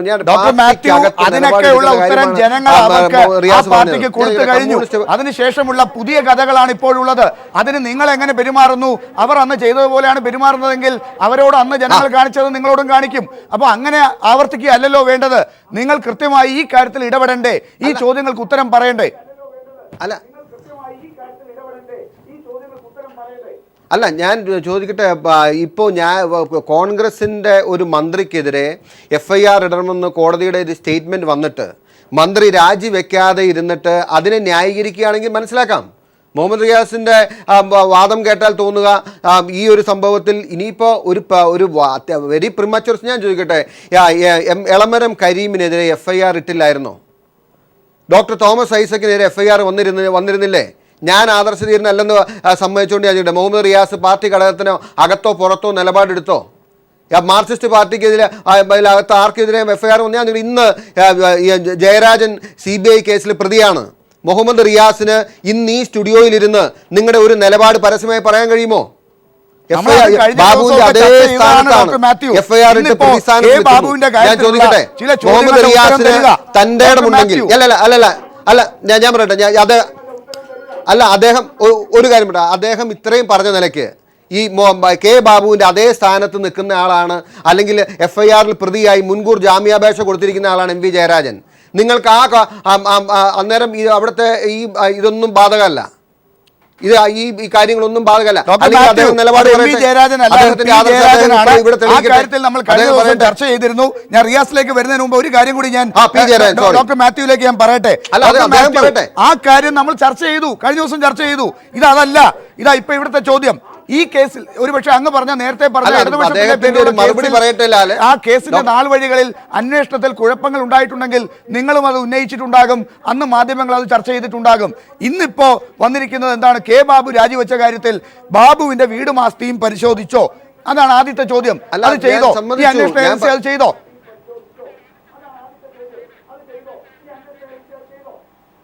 അല്ല, അന്വേഷണത്തിൽ വീഴ്ചകൾ ഉണ്ട് എന്ന് കോടതിക്ക് തോന്നിയത് കൊണ്ടാണല്ലോ കോടതി ഇന്ന രീതിയിൽ അന്വേഷിക്കാൻ പറഞ്ഞത്. അതിന്റെ പേരിലാണ് രാജിവെച്ചത്. ഞങ്ങളൊക്കെ അതിനെ സ്വാഗതം ചെയ്യുന്നു. അതല്ലാതെ വിജിലൻസിന്റെ അതിന്റെ പേരിലാണ്, അല്ലെങ്കിൽ FIR പ്രതിസ്ഥാനത്ത് ചേർക്കാനുള്ള തെളിവുകൾ കോടതി കണ്ടു, അല്ലെങ്കിൽ പ്രഥമദൃഷ്ട്യാ കണ്ടു എന്നതുകൊണ്ടാണ് FIR ഇട്ട് അന്വേഷിക്കാൻ കോടതി പറഞ്ഞത്. അല്ലെങ്കിൽ ക്വിക്ക് വെരിഫിക്കേഷൻ നടത്തേണ്ട സാഹചര്യം നിലനിൽക്കുന്നുണ്ടോ എന്നൊരു കോടതിക്ക് ബോധ്യപ്പെട്ടു. അതിന്റെ പശ്ചാത്തലത്തിൽ ഒരു മന്ത്രി രാജിവെച്ചു. ഇനി അതിനപ്പുറത്തേക്ക് ഇനിയിപ്പോൾ എന്താണ് ഇന്നത്തെ ദിവസം ചെയ്യാൻ കഴിയുന്നത്? ഒരു പാർട്ടിയുടെ ഭാഗത്തു നിന്ന്, ഒരു മുന്നണിയുടെ ഭാഗത്തു നിന്ന്, ഒരു സർക്കാരിൻ്റെ ഭാഗത്തു നിന്ന് നിങ്ങളൊരു അഡ്വൈസ് പറയാമോ? ഇപ്പോൾ ഇങ്ങനെ ഒരു കോടതി വിധി വന്നപ്പോൾ രാജിവെക്കുക എന്നുള്ളതല്ലാതെ എന്താണ് നിങ്ങൾക്കൊരു ഉപദേശം ചെയ്യേണ്ടത്? മറുപടി പറയാൻ അവസരം തന്നാൽ ഞാൻ പറയാം. അതെ, മറുപടി പറയാൻ പറഞ്ഞ അവസരം തരാം. ഒന്ന്, എന്തായാലും അദ്ദേഹത്തിൻ്റെ ആട്ടുംതോലണിഞ്ഞ ചെന്നായി എന്നൊക്കെ പറഞ്ഞ പോലെ ഉള്ളിലുള്ള രാഷ്ട്രീയം പുറത്തേക്ക് വരുത്താൻ എൻ്റെ ഈ പ്രസ്താവന കൊണ്ട് സാധിച്ചതിൽ ഞാൻ സന്തോഷിക്കുന്നു. കാരണം ഒരു രാഷ്ട്രീയ പ്രസ്ഥാനത്തിൽ നിലകൊള്ളുന്ന സമയത്ത് ആ രാഷ്ട്രീയ പ്രസ്ഥാനത്തിൻ്റെ നിലപാട് ശരിയാണെങ്കിൽ ആ ശരിക്ക് വേണ്ടി നിൽക്കുക, തെറ്റാണെങ്കിൽ ഞാൻ നേരത്തെ പറഞ്ഞ പോലെ ചെയ്യാം. ഇവിടെ അദ്ദേഹത്തിൻ്റെ മനസ്സിലുള്ള പല കാര്യവും പുറത്തു വന്നു. ഇവിടെ ലാല് അന്ന് ജനം അതിന് തക്കതായ ശിക്ഷ നൽകിയെന്ന് പറഞ്ഞു. ജനം ഒരു ശിക്ഷയും നൽകിയിട്ടില്ല. എവിടെയാണ് പ്രശ്നം വന്നത്? ജനാധിപത്യത്തിന് മുകളിൽ ജുഡീഷ്യറി കയറാനുള്ള ശ്രമം നടത്തി. പൊതുയോഗം, പാതയോര പൊതുയോഗം നിരോധിക്കുന്ന നിലപാട്, അതിൽ ഞങ്ങൾക്ക് ഇപ്പോഴും സമീപനമുണ്ട്. ഞങ്ങൾ പരസ്യമായിട്ട് പറയും കോടതിക്കെതിരെ. ഇവിടെ ജനങ്ങൾക്ക് സംഘടിക്കാനുള്ള റൈറ്റുള്ള രാജ്യമായി രാജ്യം. ആ രാജ്യത്ത് ജുഡീഷ്യൽ ആക്ടിവിസം നടന്നാൽ ഞങ്ങൾ പ്രതികരിക്കും. അതിന് ഒരു ജനവും ലാലെ ഞങ്ങളെ ശിക്ഷിച്ചിട്ടില്ല. രണ്ട്, ഇപ്പം അദ്ദേഹം പേര് പറഞ്ഞ 2 മന്ത്രിമാർക്കെതിരെയുള്ള കേസ്, ആ കേസ് ഒന്നുമല്ലാതായത് നിങ്ങൾ ഭരിക്കുന്ന സമയത്താണ്. ഈ പറഞ്ഞ 2 മന്ത്രിമാരുടെ പേരിലുള്ള കേസും വിജിലൻസ് ഉൾപ്പെടെ മറ്റു സംവിധാനം ഉൾപ്പെടെ തള്ളിയത് നിങ്ങൾ ഭരിക്കുന്ന സമയത്താണ്. അതുപോലെയാണോ ഇത് അതുപോലെയല്ല. ഒരു ജുഡീഷ്യൽ ആക്ടിവിസത്തിനെതിരെ പ്രതികരിക്കുന്നത് പോലെയാണോ ഒരു കൊള്ള നടത്തുന്ന ഒരു മന്ത്രിയെ സംരക്ഷിക്കുന്ന നിലപാട്? ഒരു ജുഡീഷ്യൽ ആക്ടിവിസത്തിനെതിരെ പ്രക്ഷോഭം നടത്തുന്നതിന് തുല്യമാണോ? ഇവിടെ എന്താണ് ഞങ്ങൾ ചെയ്യേണ്ടതെന്ന് ചോദിച്ചിട്ടുള്ള നിലപാട് ഞാൻ ചോദിക്കട്ടെ. നിങ്ങളുടെ ഗവൺമെന്റിലെ പ്രധാനപ്പെട്ട നേതാവ് കൂടിയാണ് വിജിലൻസ് വകുപ്പ് കൈകാര്യം ചെയ്യുന്നത്, ശ്രീ രമേശ് ചെന്നിത്തല. വിജിലൻസിനെ ഇങ്ങനെ കയറൂരി വിടാനും കേരളത്തിന് തന്നെ അപമാനമാകുന്ന രീതിയിലേക്ക് വിജിലൻസ് മാറാനും കാരണമായത് അദ്ദേഹത്തിൻ്റെ ഈ വകുപ്പ് കൈകാര്യം ചെയ്യുന്ന വിഷയത്തിൽ കൂടിയാണ്. അപ്പം അതുകൊണ്ട് വിജിലൻസ് എന്തുകൊണ്ട് ഇങ്ങനെ ആയി എന്നുള്ളതിന് ഉത്തരം പറയാൻ രമേശ് ചെന്നിത്തലക്ക് പൂർണ്ണമായ ഉത്തരവാദിത്തമുണ്ട്. ജനം പ്രതീക്ഷിക്കുന്നുണ്ട്. അതാണ് ജനം പ്രതീക്ഷിക്കുന്ന ഒരു കാര്യം. പിന്നെ കേരളത്തിൻ്റെ മുഖ്യമന്ത്രി ഉമ്മൻചാണ്ടി ഇതുപോലെ അഴിമതികൾക്ക് എല്ലാ സൗകര്യവും ചെയ്തു കൊടുക്കുന്നത് തുറന്നു കാണിക്കാൻ, തിരുത്താൻ നിങ്ങളുടെ പ്രസ്ഥാനത്തിന് സാധിക്കുന്നില്ല. ഇതാണ് ഞാൻ പറഞ്ഞത്. എന്താണ് പിന്നെ ഞങ്ങൾ ഇതിനപ്പുറത്തേക്ക് ചെയ്യേണ്ടതെന്നുള്ള നിങ്ങളുടെ ചോദ്യത്തിന് എൻ്റെ ഉത്തരം. ഡോക്ടർ മാത്യു കുഴൽനാടൻ, അവിടെ ഒരു കാര്യം കൂടി വരുന്നത്, ശ്രീ രമേശ് ചെന്നിത്തല ഈ മുഹമ്മദ് റിയാസ് പറഞ്ഞതുപോലെ അത്ര നിഷ്കളങ്കമായിട്ടൊന്നും ആയിരിക്കില്ല ഈ വിജിലൻസിനെ ഇങ്ങനെ പെരുമാറുന്ന രീതിയിലേക്ക് വിട്ടത്. അതിൻ്റെ ഫലം ബാബു അനുഭവിച്ചു എന്നുള്ള എൻ്റെ ആദ്യ ചോദ്യത്തിലേക്ക് വീണ്ടും കാര്യങ്ങൾ എത്തുന്നു. ശ്രീ രമേശ് ചെന്നിത്തലയ്ക്ക് അറിയാമല്ലോ വിജിലൻസിനെ ഇങ്ങനെ വിടാൻ പാടില്ല എന്ന്. കൃത്യമായി തന്നെ ഈ രീതിയിലേക്ക് ഊരി വിട്ടിട്ടുണ്ടെങ്കിൽ അത് മുഹമ്മദ് റിയാസ് പറഞ്ഞതുപോലെ രമേശ് ചെന്നിത്തല അറിഞ്ഞുകൊണ്ട് തന്നെ ചെയ്തതാണോ എന്നൊരു മറുപടി കൊടുക്കേണ്ടതുണ്ട്.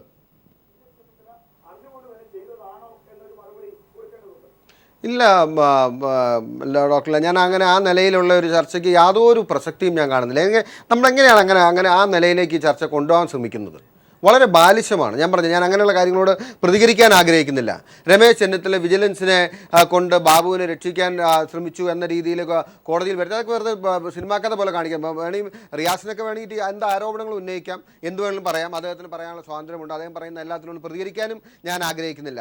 അവർ ചെയ്ത കാര്യങ്ങളൊക്കെ ജുഡീഷ്യൽ ആക്ടിവിസവും അല്ലെങ്കിൽ വളരെ ഫിലോസഫിക്കലുമായിട്ടുള്ള കാര്യങ്ങളാണെന്നുള്ള ജനങ്ങൾ കണ്ടിട്ടുണ്ടല്ലോ, ജനങ്ങൾക്കറിയാമല്ലോ. ഇതൊന്നും നമ്മളിരുന്ന് ഒരു TV സ്റ്റുഡിയോയിൽ വാദിച്ച് ജയിക്കാവുന്ന കാര്യമല്ല റിയാസ്. നമ്മളൊക്കെ പക്ഷേ ഡോക്ടർ മാത്യു കുഴൽനാടൻ നേരത്തെ ഉന്നയിച്ച കാര്യങ്ങൾക്കാണ് മുഹമ്മദ് റിയാസ് മറുപടി പറഞ്ഞത്. അതിനകത്ത് നിങ്ങളുടെ സർക്കാർ തന്നെ അന്വേഷിച്ച് തള്ളിക്കളഞ്ഞ കാര്യങ്ങളെക്കുറിച്ച് പറയുമ്പോൾ ഇപ്പോൾ അങ്ങനെ വന്നില്ലല്ലോ. നിങ്ങൾ തള്ളിക്കളയാൻ ശ്രമിച്ചിട്ടും കോടതി ഇടപെട്ടു എന്നുള്ളതാണ് ചൂണ്ടിക്കാട്ടുന്നത്. ഡോക്ടർ ലാൽ അതിനൊരു മറുപടി പറയാൻ പറ്റുമോ? ഞാൻ അത് ചൂണ്ടിക്കാണിച്ചത് നന്നായി. ഞങ്ങളുടെ സർക്കാരിൻ്റെ കാലത്ത് അവരുടെ കേസ് അവസാനിച്ച കാര്യമാണ് റിയാസ് പറഞ്ഞത്. നിങ്ങളുടെ സർക്കാരിൻ്റെ കാലത്ത് FIR-ൽ പ്രതിയായിരുന്നു അല്ലേ? അന്ന് നിങ്ങൾ എന്തുകൊണ്ട് ഈ നിലപാടെടുത്തില്ല എന്നാണ് എൻ്റെ ചോദ്യം. ശരിയാണ്, ഇനി നിങ്ങളുടെ കാലത്ത് ബാബുവിനെ ഈ കേസ് വെറുതെ വിടുമോ ഇല്ലയോ എന്ന് ആർക്കറിയാം. എന്തുകൊണ്ടാണ് മുഹമ്മദ് റിയാസ് അന്ന് FIR-ൽ പ്രതിയായപ്പോൾ നിങ്ങൾ നിലപാടെടുക്കായിരുന്നത്? അതാണ് എൻ്റെ ചോദ്യം. നിങ്ങളുടെ സർക്കാർ എന്തെങ്കിലും പറയല്ലേ, നിങ്ങൾ വേണ്ട ആ വിഷയം വേണം വേറെ ചർച്ച ചെയ്യാം. ഞങ്ങൾ ഭരിക്കുന്ന സമയത്ത് ഞങ്ങളുടെ ഒരു മന്ത്രിയും അഴിമതി കേസിൽ പ്രതിയായി FIR ചേർത്തപ്പെട്ടിട്ടില്ല. നിങ്ങൾ അടിസ്ഥാനരഹിതമായി കാര്യങ്ങൾ പറയരുത്. നിങ്ങൾ പറഞ്ഞ ശരിയാണ്. ആ കേസ് പിന്നീട് അവർ കുറ്റക്കാരിൽ നിന്ന് കണ്ടെത്തി വിട്ടു എന്ന് പറഞ്ഞാൽ അംഗീകരിക്കാം. FIR പ്രതിയാവാതെ എങ്ങനെയാണ് റിയാസ് കുറ്റക്കാരനല്ലെന്ന് കണ്ടെത്തി വിടുന്നത്? കുറ്റക്കാരനല്ല കണ്ടെത്തിയല്ല, നിങ്ങളുടെ ഭരണകാലത്ത് നിങ്ങൾ തുടങ്ങി വെച്ചത് തന്നെ പ്രാഥമിക അന്വേഷണത്തിൽ തള്ളി. അതാണ് ഞാനിവിടെ പറഞ്ഞത്. ഇടതുപക്ഷ സർക്കാരിന്റെ പല കാരണത്ത് ഒരു മന്ത്രിക്കെതിരെയും അഴിമതി ആരോപണങ്ങൾ നിങ്ങൾ ഉന്നയിച്ചിട്ടുണ്ടെങ്കിലും അത് കേസ് പ്രതി ചേർക്കപ്പെട്ടിട്ടില്ല. ആരോപണം വന്ന ആളുകൾ ഉടനെ രാജിവെച്ചിട്ടുണ്ട്. അത് ഏതാ ആരോപണം, ഏതാ വിഷയം എന്ന് ഞാനും ഓർമ്മപ്പെടുത്തേണ്ട. നിങ്ങൾക്ക് അറിയാം. നിങ്ങളത് അങ്ങനെയാണോ?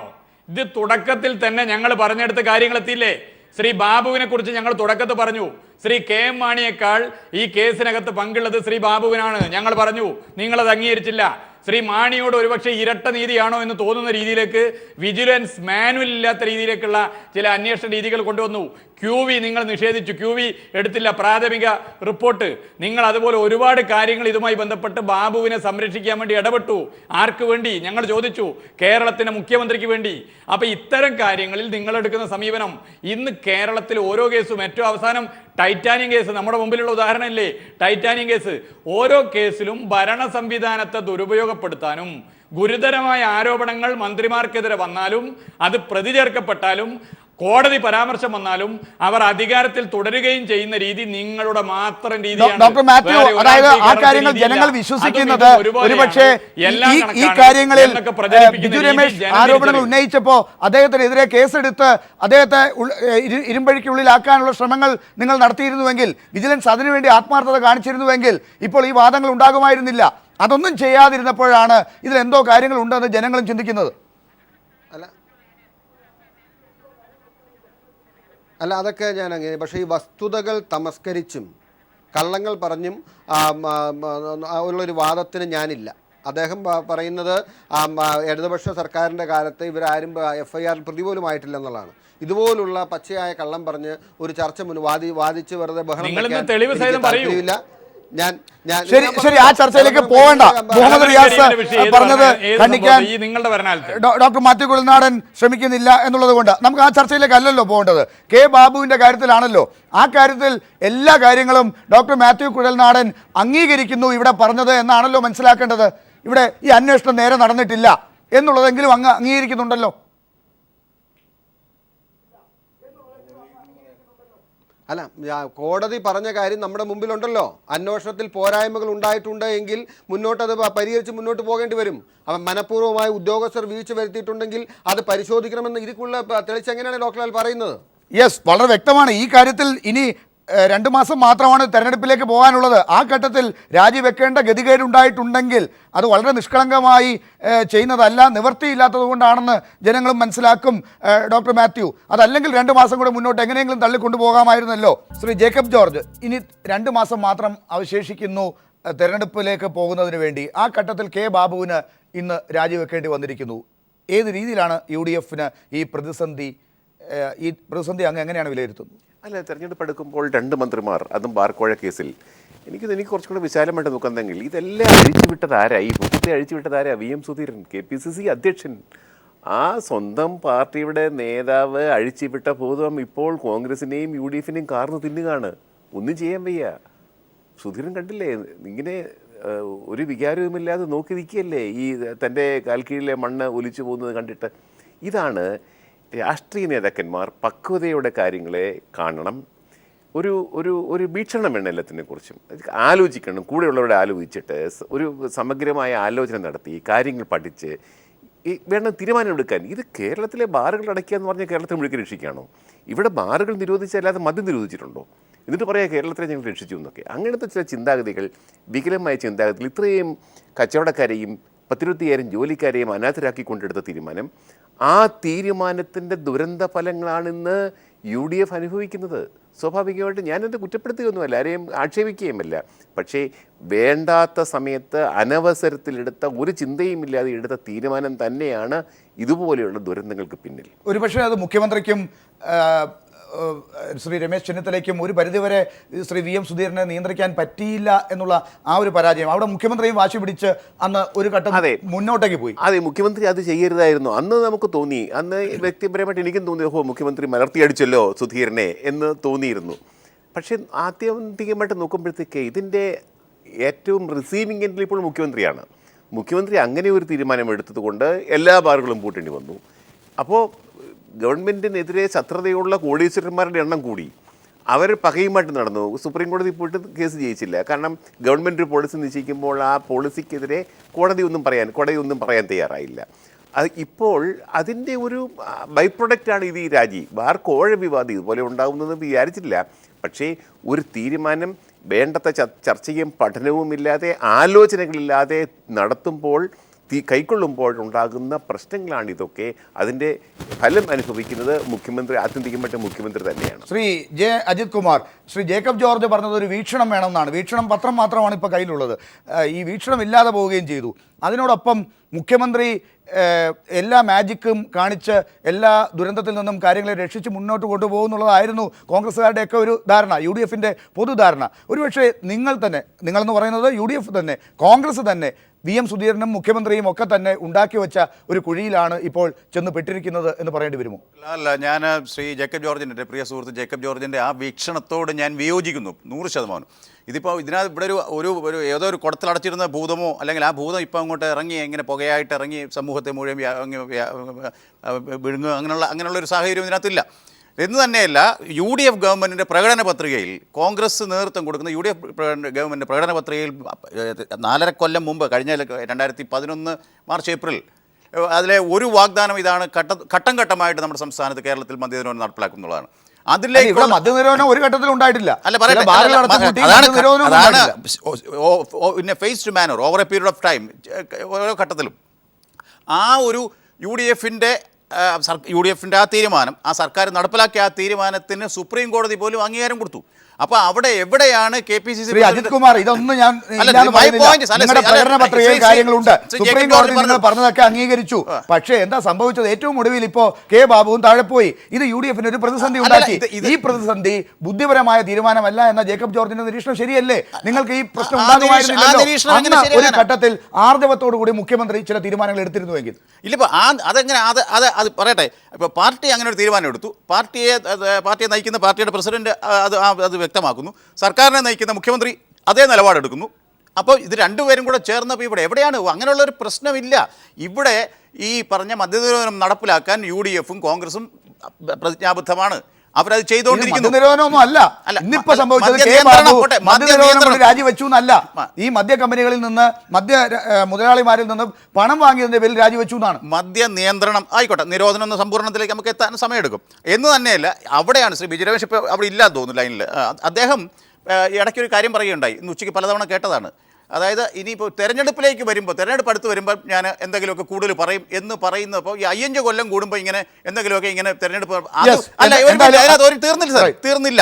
ഈ രാജ്യത്ത് ഈ തെരഞ്ഞെടുപ്പ് എടുക്കുമ്പോൾ മാത്രമല്ല, ഇലക്ഷൻ കമ്മീഷൻ്റെ നോട്ടിഫിക്കേഷൻ വരുന്ന ആ ഒരു 40-50 ദിവസത്തിൽ അല്ലാതെ 365 ദിവസം പ്രവർത്തിക്കുന്ന കോടതിയില്ല ഇവിടെ. ഏത് സമയത്തും ഇങ്ങനെയുള്ള അഴിമതി കോടതിയാണെന്ന് ചോദിച്ചത് ഈ ചർച്ച അല്ല. ഞാൻ പറയും ശ്രീ ജേക്കബ് ജോർജിനോട് ഞാൻ പൂർണ്ണമായും വിയോജിക്കുന്നു. ഞാൻ ഒരിക്കൽ കൂടി ക്ഷമാപണം പറയുന്നു. ഈ മദ്യനിരോധനം സംബന്ധിച്ച് യു ഡി എഫ് ഗവൺമെൻറ് എടുത്ത അവരുടെ തീരുമാനം പൊള്ളയായ തീരുമാനമായിരുന്നു. അത് ആത്മാർത്ഥതയോടുകൂടി എടുത്തതല്ല. കാരണം ഇവിടെ മദ്യം സുലഭമായിട്ട് ഇപ്പോഴും കിട്ടുന്നുണ്ട്, ഒരു കുഴപ്പമില്ല. പിന്നെ എന്ത് മദ്യനിരോധനമാണ് ഇവരുടെ പ്രകടന പത്രികയിൽ പറഞ്ഞത് ഇവിടെ നടപ്പാക്കിയെന്ന് ഇവർ അവകാശപ്പെടുന്നത്? യഥാർത്ഥത്തിൽ ജേക്കബ് ജോർജ് പറഞ്ഞതാണ്, ഇതിൻ്റെ അവധാനതയില്ലാതെ, ഒരു രാഷ്ട്രീയ നേതൃത്വത്തിൻ്റെതായ പക്വതയില്ലാതെ ഒരു പാർട്ടി എടുത്ത തീരുമാനം, അല്ലെങ്കിൽ പാർട്ടിയുടെ വ്യക്തി എടുത്ത തീരുമാനത്തിൻ്റെ ദുരന്ത ഫലമാണ് ഇന്നിപ്പോൾ മുഹമ്മദ് റിയാസ്. എന്തായാലും ശ്രീ കെ ബാബു കൂടി രാജിവെച്ചിരിക്കുന്നു. കെ ബാബു രാജിവെക്കണമെന്നുള്ളതായിരുന്നല്ലോ നിങ്ങളുടെ ആവശ്യവും. അത് സംഭവിച്ചിരിക്കുന്നു. കാര്യങ്ങളെല്ലാം തീർന്നോ? ഇനി ഏത് പോരാട്ടമാണ്? രാഷ്ട്രീയ പോരാട്ടത്തിലേക്ക് മാത്രം പോകുന്നോ? നിയമ പോരാട്ടത്തിന് ഇനി വല്ല സാധ്യതയുമുണ്ടോ? ജനങ്ങളിലേക്ക് ഇനി എന്തൊക്കെയാണ് നിങ്ങൾ പറയാൻ പോവുക? ഒന്ന്, ഇതോടുകൂടി ഈ പ്രശ്നം തീരുന്നില്ല. ഈ പ്രശ്നം രൂക്ഷമാകാൻ വേണ്ടി പോവുകയാണ്. ഞങ്ങൾ തുടക്കത്തിലേ പറഞ്ഞെടുത്താണ് കാര്യങ്ങൾ എത്തുന്നത്. ഇതിൻ്റെ പ്രധാന റോള് വഹിച്ചത് കേരളത്തിലെ മുഖ്യമന്ത്രിയാണ്. ഇവയ്ക്കെല്ലാവർക്കും സംരക്ഷണം നൽകിയത് മുഖ്യമന്ത്രിയാണ്. ഇവിടെ ജനം അറിയാൻ ആഗ്രഹിക്കുന്നത് ഇതിൻ്റെ തുക, പിരിച്ച തുക എത്ര, ഓരോ ആളുകൾക്ക് കൊടുത്ത് എത്രയെന്ന് ഇപ്പോൾ ഏറെക്കുറെ അറിഞ്ഞു. ബാക്കിയുള്ള കോടികൾ ആർക്കൊക്കെ കിട്ടി? ഇവിടെ മന്ത്രി താനൊരു CD ഇതുമായി ബന്ധപ്പെട്ട് ഇറക്കിയിരുന്നു എന്നൊരു ഗൂഢാലോചനയെ ബന്ധപ്പെട്ട് പറഞ്ഞു. ആ CD തന്നെ ശ്രീ രമേശ് ചെന്നിത്തലയും ശ്രീ ശിവകുമാറും പണം വാങ്ങിയെന്നുള്ള ഗുരുതരമായ ആരോപണം അതേ CD തന്നെ ഉണ്ട്. അപ്പോൾ ഇങ്ങനെ ചില പേരുകൾ വരുന്നുണ്ട്. അപ്പോൾ അതുകൊണ്ട് കൂടിയായിരിക്കും ശ്രീ ബാബു ആ രാജിവെക്കുന്ന നേരത്തുള്ള പത്രസമ്മേളനത്തിൽ ആ CD-യെക്കുറിച്ച് ഒന്നും കൂടി ഓർമ്മപ്പെടുത്തിയത്, അവർക്കിടയിൽ തന്നെ കുത്താൻ വേണ്ടിയിട്ട് ഉപയോഗപ്പെടുത്തിയത്. അപ്പോൾ കേരളത്തിലെ മന്ത്രിമാർ ഓരോരുത്തരായി രാജിവെച്ചുകൊണ്ടിരിക്കുന്നു. ഇങ്ങനെ ഒരു നാറിയ ഭരണം കേരളത്തിൽ മുമ്പ് ഉണ്ടായിട്ടില്ല. ഈ ഭരണം എത്രത്തോളം ഇനിയും ചീഞ്ഞു നാറാൻ വേണ്ടി പോകുന്നു എന്നുള്ളതാണ് കേരളം സാക്ഷ്യം വഹിക്കാൻ വേണ്ടി പോകുന്നത്. മാധ്യമ സുഹൃത്തുക്കൾ, കേരളത്തിലെ ജനകീയ പ്രക്ഷോഭങ്ങൾ, ജനങ്ങളുടെ ആകെ വികാരം, അതിന്റെ വിജയമാണ് ഇന്ന് ഈ മന്ത്രിയുടെ 10 സെക്കൻഡിൽ ശ്രീ ജേക്കബ് ജോർജ്. എന്നാൽ 2 യാത്രകളാണ്. ഒരറ്റത്ത് നവകേരള യാത്ര മലപ്പുറത്ത് നിൽക്കുന്നു, എറണാകുളത്ത് ശങ്കിച്ചു നിൽക്കുന്ന ജനരക്ഷാ യാത്രയാണ് നമ്മൾ ഇന്ന് കാണുന്നത്. യാത്രയുടെ ശോഭയിൽ ഇപ്പോൾ ആരാണ് മുന്നിൽ എന്നൊരു മാർക്കിടേണ്ട വന്നിട്ടുള്ള അവസ്ഥയുണ്ടോ? അല്ല, ഇപ്പം BJP 3ാമത്തെ യാത്ര തുടങ്ങിയില്ലേ, ഇനി ലീഗ് തുടങ്ങാൻ പോകുന്നു നാളെ. സ്വാഭാവികമായിട്ടും കേരള രാഷ്ട്രീയം ചൂടുപിടിക്കുകയാണ്. നമ്മുടെ ഉഴവൂർ വിജയന്റെ യാത്രയില്ലേ? ഉഴവൂർ NCPയുടെ ഉഴവൂർ യാത്രയുണ്ട്. ഇനി ഉഴവൂർ വിജയന്റെ യാത്രയൊക്കെ കാണാനാണോ ശ്രീ അജിത് കുമാർ നിങ്ങൾക്ക് യോഗമെന്ന് അല്ല, അത് കേരളം മുഴുവൻ കാണുന്നില്ല. നമുക്ക് ആ ചർച്ചയിലേക്ക് പോകാനുള്ള സമയമില്ലാത്തതുകൊണ്ട് മാത്രം ഇടപെടുന്നു. വളരെ നന്ദി ഈ ചർച്ചയിൽ പങ്കെടുത്തതിന്. Doctor Biju Ramesh, Shri Ajith Kumar, Shri SR Sakthidharan, doctor Mathew Kuzhalnadan, Shri George Vattukulam, Shri Jacob George, advocate Udayabhanu, Muhammad Riyas.